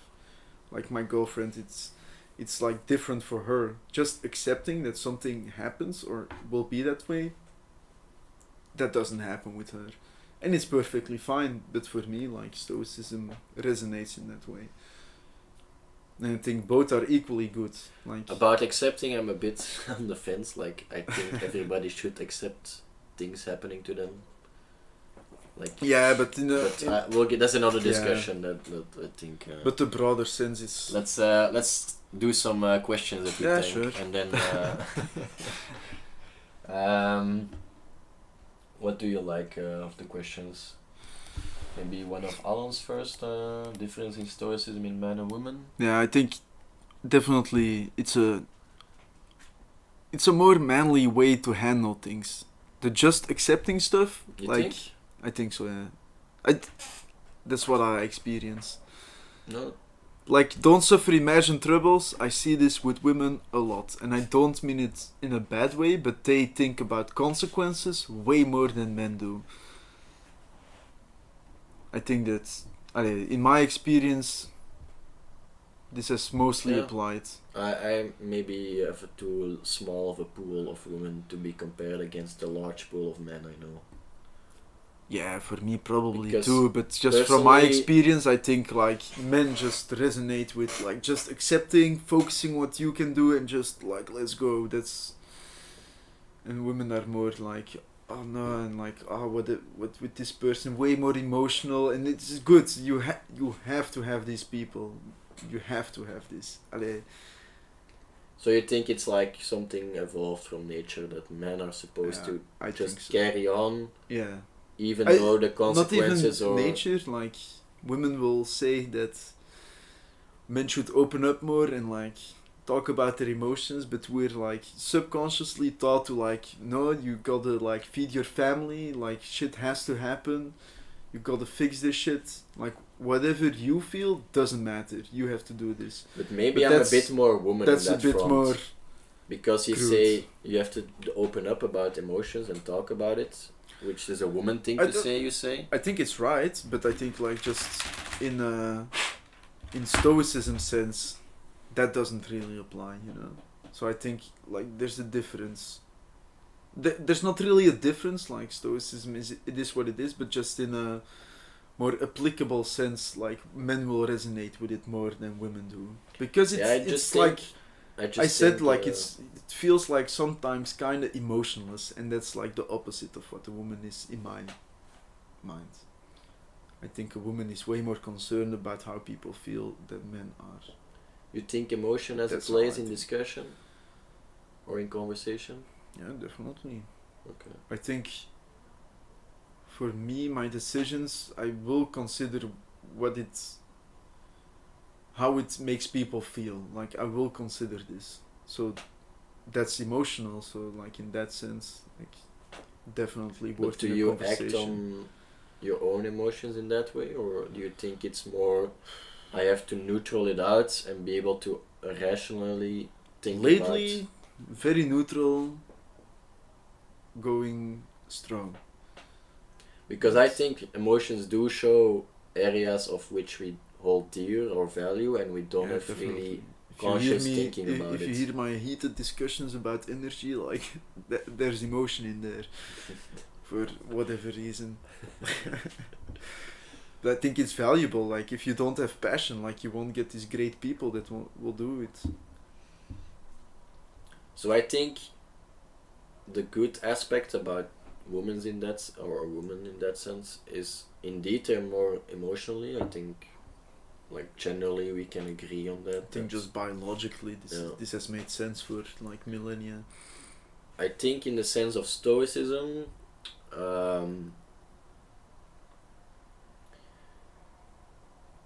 it's kind of difficult, I think, because like I said, I think emotions show what you hold dear and maybe something you want to see differently. Mm-hmm.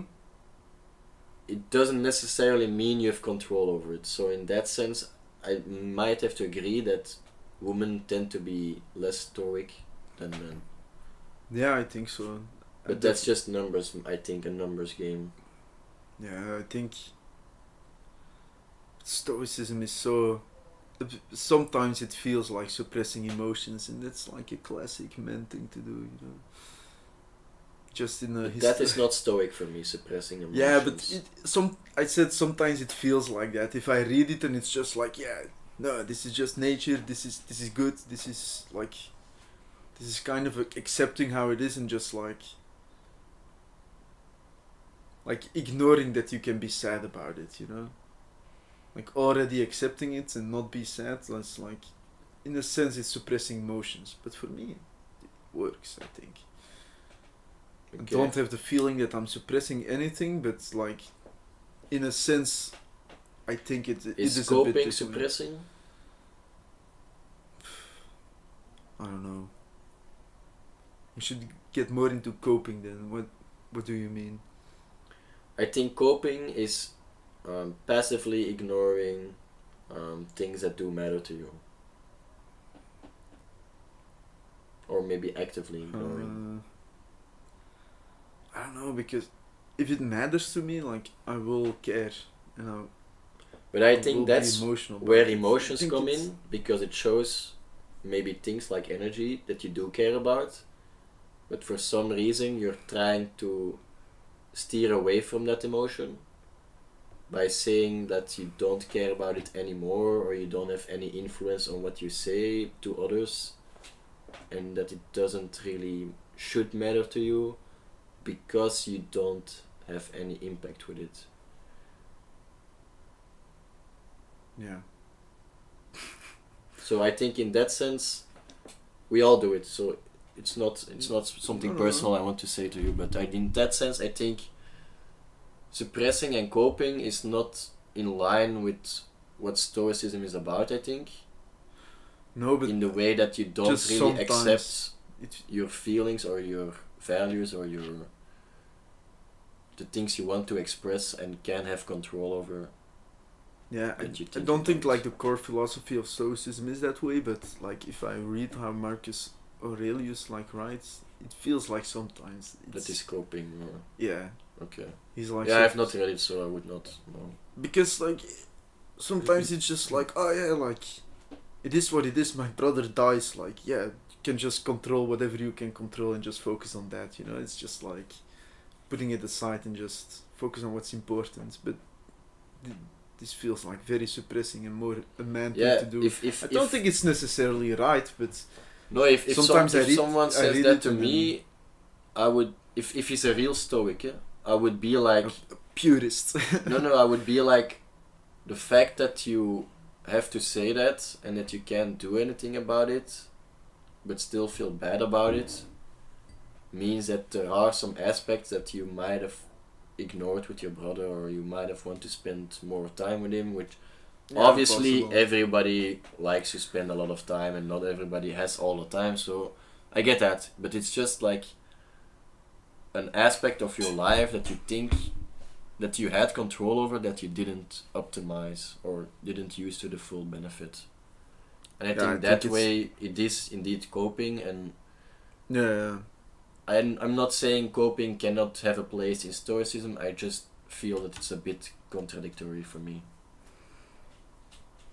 Yeah, maybe I'm contradictory, maybe Stoicism isn't. No, I don't know, interpret but that's okay, we're just having, but that's just the idea I have. But I do follow with what you say. I don't know. So, it's just Alan's question, we do think women are less stoic in general than men definitely are. Oh. But it's also what I read and it's how I interpret it. Who is a swarm lord? And identify yourself. No.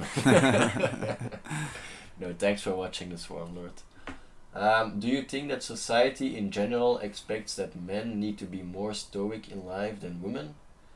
And if so, do you think that this affects mental health in men as this sometimes doesn't resonate with their character? Good question. Yeah. I do think society expects men to be more stoic. Just in the, like, look at it in a hunter-gatherer kind of way. Like, you had to hunt, you had to get the food, you had to provide, and it wasn't the case of you wanted to or anything. No, you had to. Like, this is your job, this had to happen, and in that sense I think biologically in society, like, just, like, applies this still to this day.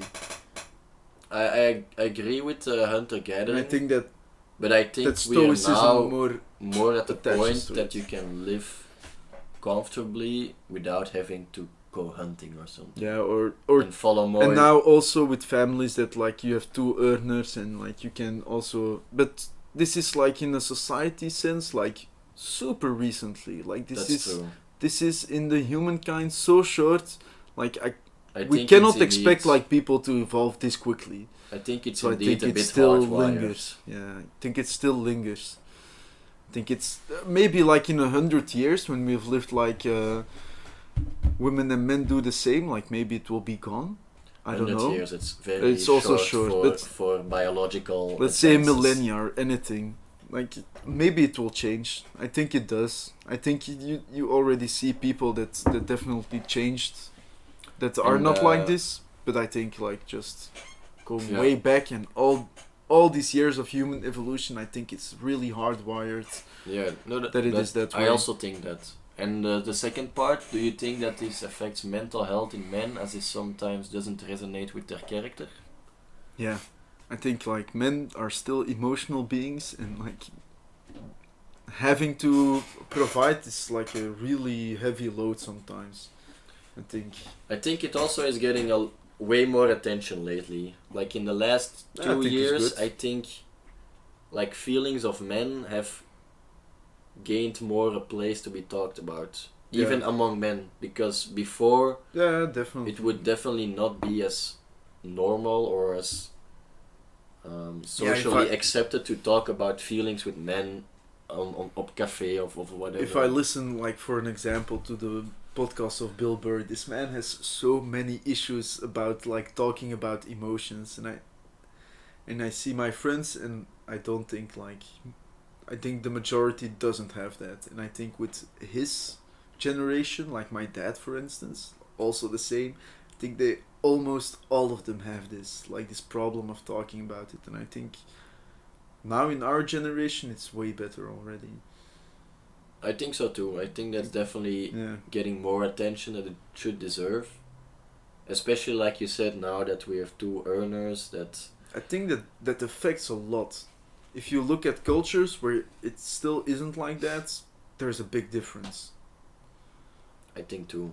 So in that sense, see my minor involvement with them. In that sense, we're kinda lucky, I guess, that we are able to talk about our feelings, even though definitely. It doesn't. I've been depressed before, and if I didn't have anybody to talk about it, then I think I would still be depressed, but just working. I think that's difficult. What? Like if you had a father, my grandfather was like this, like just no, you have to work, you have to provide, you have but to it be the also, man, you know. I'm just playing devil's advocate here, but it also gives you more things to worry about. Like take for example my son will become a butcher because I'm a butcher kind of thing. Yeah. It takes away the expression and the opportunity to talk about other interests, but it also, just like a religion, gives kind of comfort and a guideline of what you will achieve, and you will have a straight line there, and you will not have to worry about falling down or getting off the cliff or whatever. But I think you can still have this in the modern day with more emotional talk. I don't know if we have this clear guidelines for us these days. I think it's more of a free for all nowadays. I think an example I always saw was like a doctor will always, like in my eyes, almost always produce like a kid that will also become a doctor. Like for them it's so straightforward. Or like a lawyer, their kid will become a lawyer. Like this, I've seen this with so many people from my school. Like they just follow what their dad, like their parents do. But that's the old system, right? That's the old system. But I think for them they look happy. I don't know them, but that's what I mean. That's what I mean. Like I have also have a nephew that is son of the notaris, and he's a notaris now, and he looks very happy. I think it's nice because you learn from your parents like a lot. You have very easy entrance going into it, especially in those high-end jobs. Yeah. So and it takes away the uncertainty of your life. Like, if I had a million choices what to do, I think like at some point it was way too much. So I was searching for what I wanted to do, and it was miserable years. Yeah, in that sense, I think it's kind of difficult also that we have this ability to express all these concerns. Yeah. Because now we're supposed to deal with it in our own way, without a blueprint on how to do it. Yeah. And you can say we have maybe more channels like podcasts to get information from, but it's less organized or less structured right now, and it's more. Yeah, it's everywhere. It's more. You know that podcasters. Okay, you can maybe deal with that problem then. It's more of a free for all, and in that sense, sharing knowledge is getting more valuable again. Like talking with people, expressing your feel. So it's kind of interesting. It's a feedback, I guess, a feedback loop. Yeah. Expressing more helps you cope or understand more and be able to deal with more different expressions. I think just having a conversation allows also other input and not like just your echo chamber of yourself. Because I think the way I think, but you think differently, and having our conversation like definitely helps with going forward. Yeah, true. Just, I think I could get to the point after a conversation myself, but it will take longer because like I don't have two brains thinking. I just have one, and it just thinks the same way, and the other one thinks differently, and it really helps with processing and going forward. And yeah, I think definitely. Yeah, I think it's just how it evolves, I think, and that's just is what it is. It is what it is. This I don't like to say it, but some things just sometimes it's really true. It is what it is. Like, but I don't like to say it anymore. But whatever, we'll say it for this topic, for this said aspect. It too much, but I am still gonna say it is what it is. No, I think it's a bit like religion in that sense for me. Like, it was a good guideline, a good blueprint, but now we've evolved to a point that we are more knowledgeable, each person. Yeah. It means we have other difficulties, like our personal issues, that are not taken care of automatically for us by praying to God or whatever. Yeah. But it also provides that freedom to choose where you want to go. I think like having this idea of like religion and solving stuff because you don't have to think for it yourself, I think we underestimate like the troubles these people had with actually accepting that stuff. I think a lot of people just like, yeah, sure, they'll just accept. But I think like other people like really struggled with that shit back then. Honestly, I think that's a minority. Probably. Might be. Because now we're more... I think I would struggle that always. But you have to think about... Yeah. We are now more sensitive for these kind of troubles. Yeah. Back in the day, I don't think... Like, you could feel bad and stuff, but I don't think it would be as nuanced as now. I feel like an imposter because I got my degree, but I still... Yeah. Like, you know what I'm... Like, there are way more nuances of life, things that can go bad or good for you. Yeah. And back in the day, it was more generalized, I think. In that sense, if that makes sense. Yeah. So I think definitely now it's more nuanced and... So I think now it doesn't make sense for us to believe. I know there are believers and people believe in God.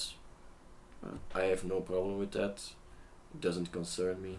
I'm a stoic about that. Exactly. But I do think that it would only be a minority, like maybe like philosophers and stuff that back in the day really thought about this well. Like, I don't know about just accepting this. I think they had very difficult time because there's also like no soundboard, you know, like the only thing they could do was write it down in a book and try to find out the solution for themselves, just like you said. Yeah. A minute ago. It's just, yeah, it's true. And I think that's where a lot of great philosophy started. Some people that just didn't fit in had problems that couldn't be solved by religion or whatever, and they had to think about it over and over and over and over until they finally found a solution that worked for them. Yeah. Like nihilism, just like we're nothingness. Yeah, but it's also like this did resonate with me for a while, but then I was like, it's a kind of sad way to think, you know. It's a bit I negative. still believe it. Negative. I still believe it. Like we're nothingness, and like all of it. Like in the end, really doesn't matter. But I would say existentialism is then a more positive way of looking at it. Exactly. Alright, maybe one or two more questions before because we're already talking 2 hours and 5 minutes. Too easy. I think we already talked kind of about the last one. Yeah, because or you you're want to like... go more in depth about it. No, that's okay. Maybe this one, I kind of like it because I think it's a very huge issue, but I don't know if you have any thoughts about it.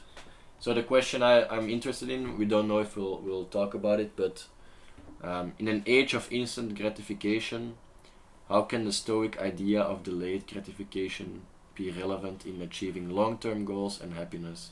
And also, I didn't know Stoic ideas were centered around delayed gratification, or is that a legit thing?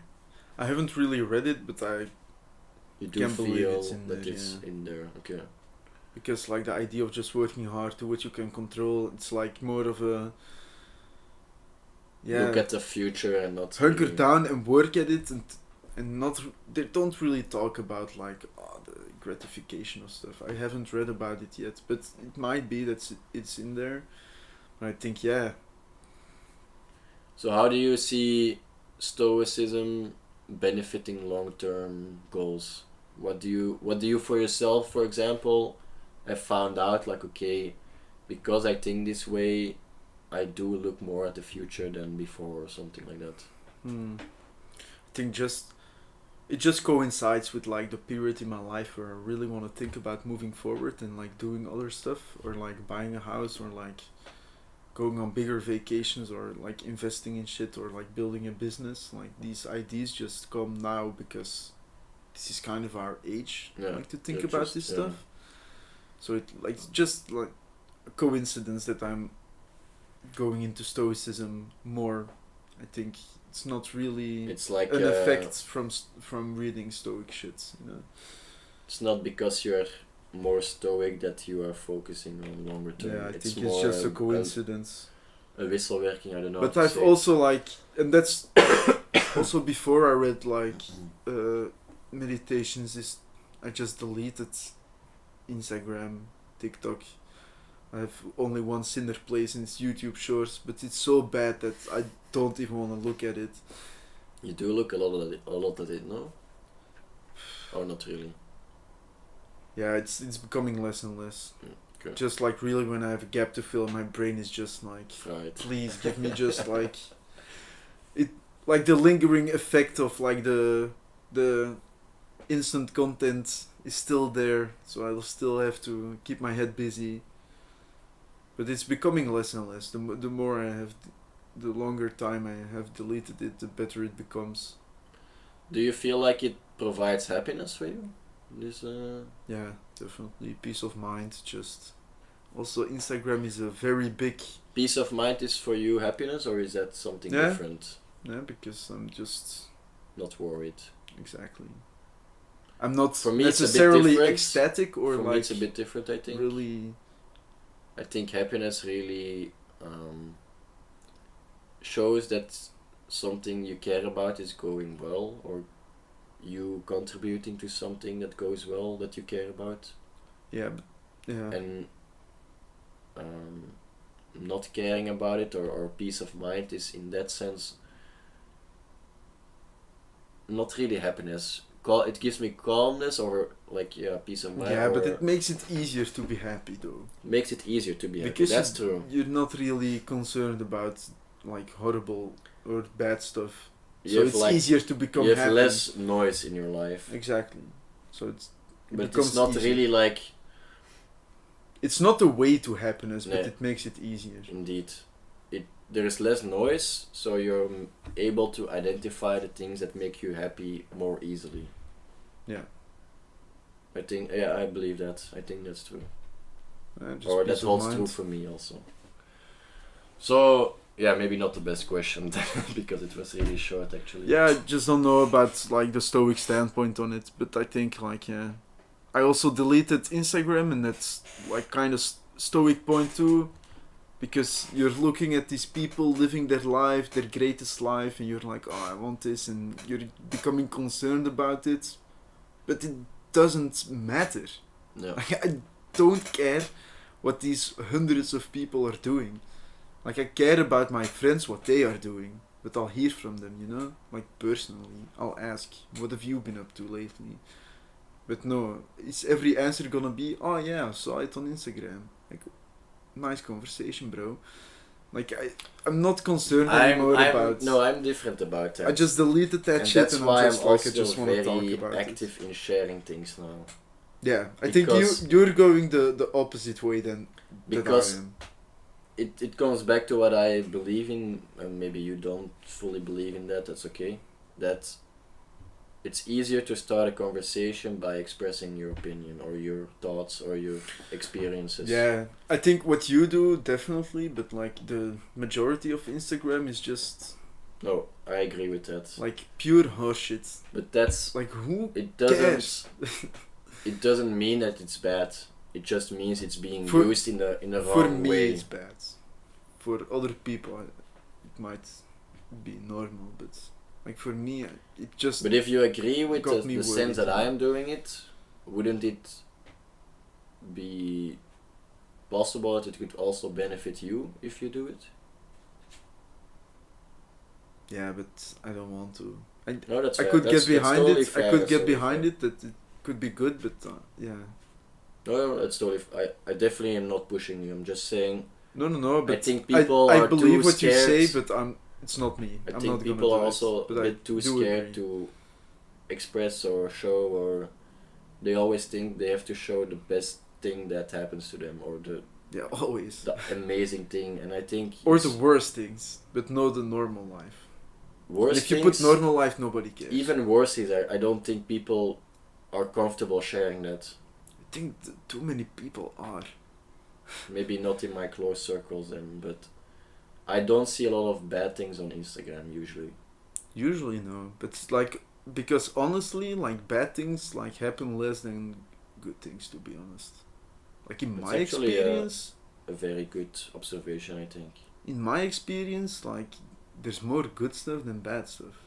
Like we've had some hardship, but like generally, like life goes. But you think that's well. don't you think it's actually weird? Because usually the bad things get more attention. Yeah, but these are they get more attention on the news because that's what gets. No, clicks. also like on Twitter or something. Yeah. I think I just realized it's kind of interesting that Instagram is really but a it's zone it's where a very controlled zone where almost nothing really bad is shared, I think, in my experience. Instagram. Yeah, it's only the best of people, I think. Yeah, it's kind of interesting. I haven't thought about it that way. Yeah. Maybe the algorithm is playing Instagram something. is a happy place, you know? I think the algorithm is definitely moderating a lot of things there. I think Instagram is heavily moderated. I think Twitter just isn't. And then the heavy shit comes out. It's true. But in general, I think like people live definitely like in Europe, like please, we don't have it that bad. Like definitely not. But I think like the problems you were talking about for men, for example, is not something you will easily find on Instagram. And I think that way, even sharing it provides value to others. Yeah, and just like makes men aware that won't share it, that it's okay to share it. You can share, and it helps people. Also, but everything in their own time. Let's see if we have one more good question, but I think it's kind of good for me. I don't know how you feel. How late is it? I gotta sleep. Yeah, I'm sorry. Work tomorrow. It's also you. We started a bit late. Yeah, I'm sorry. I had unexpected guests, and I had to eat. Yeah. Oh, the rest is.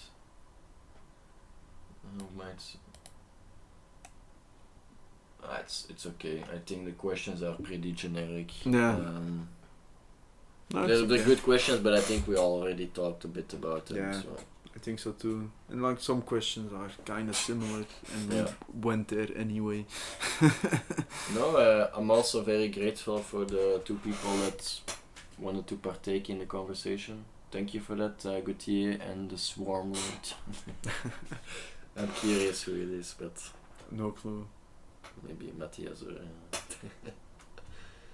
Anyway, I don't know. I think that's it for us. Thank you for watching all, and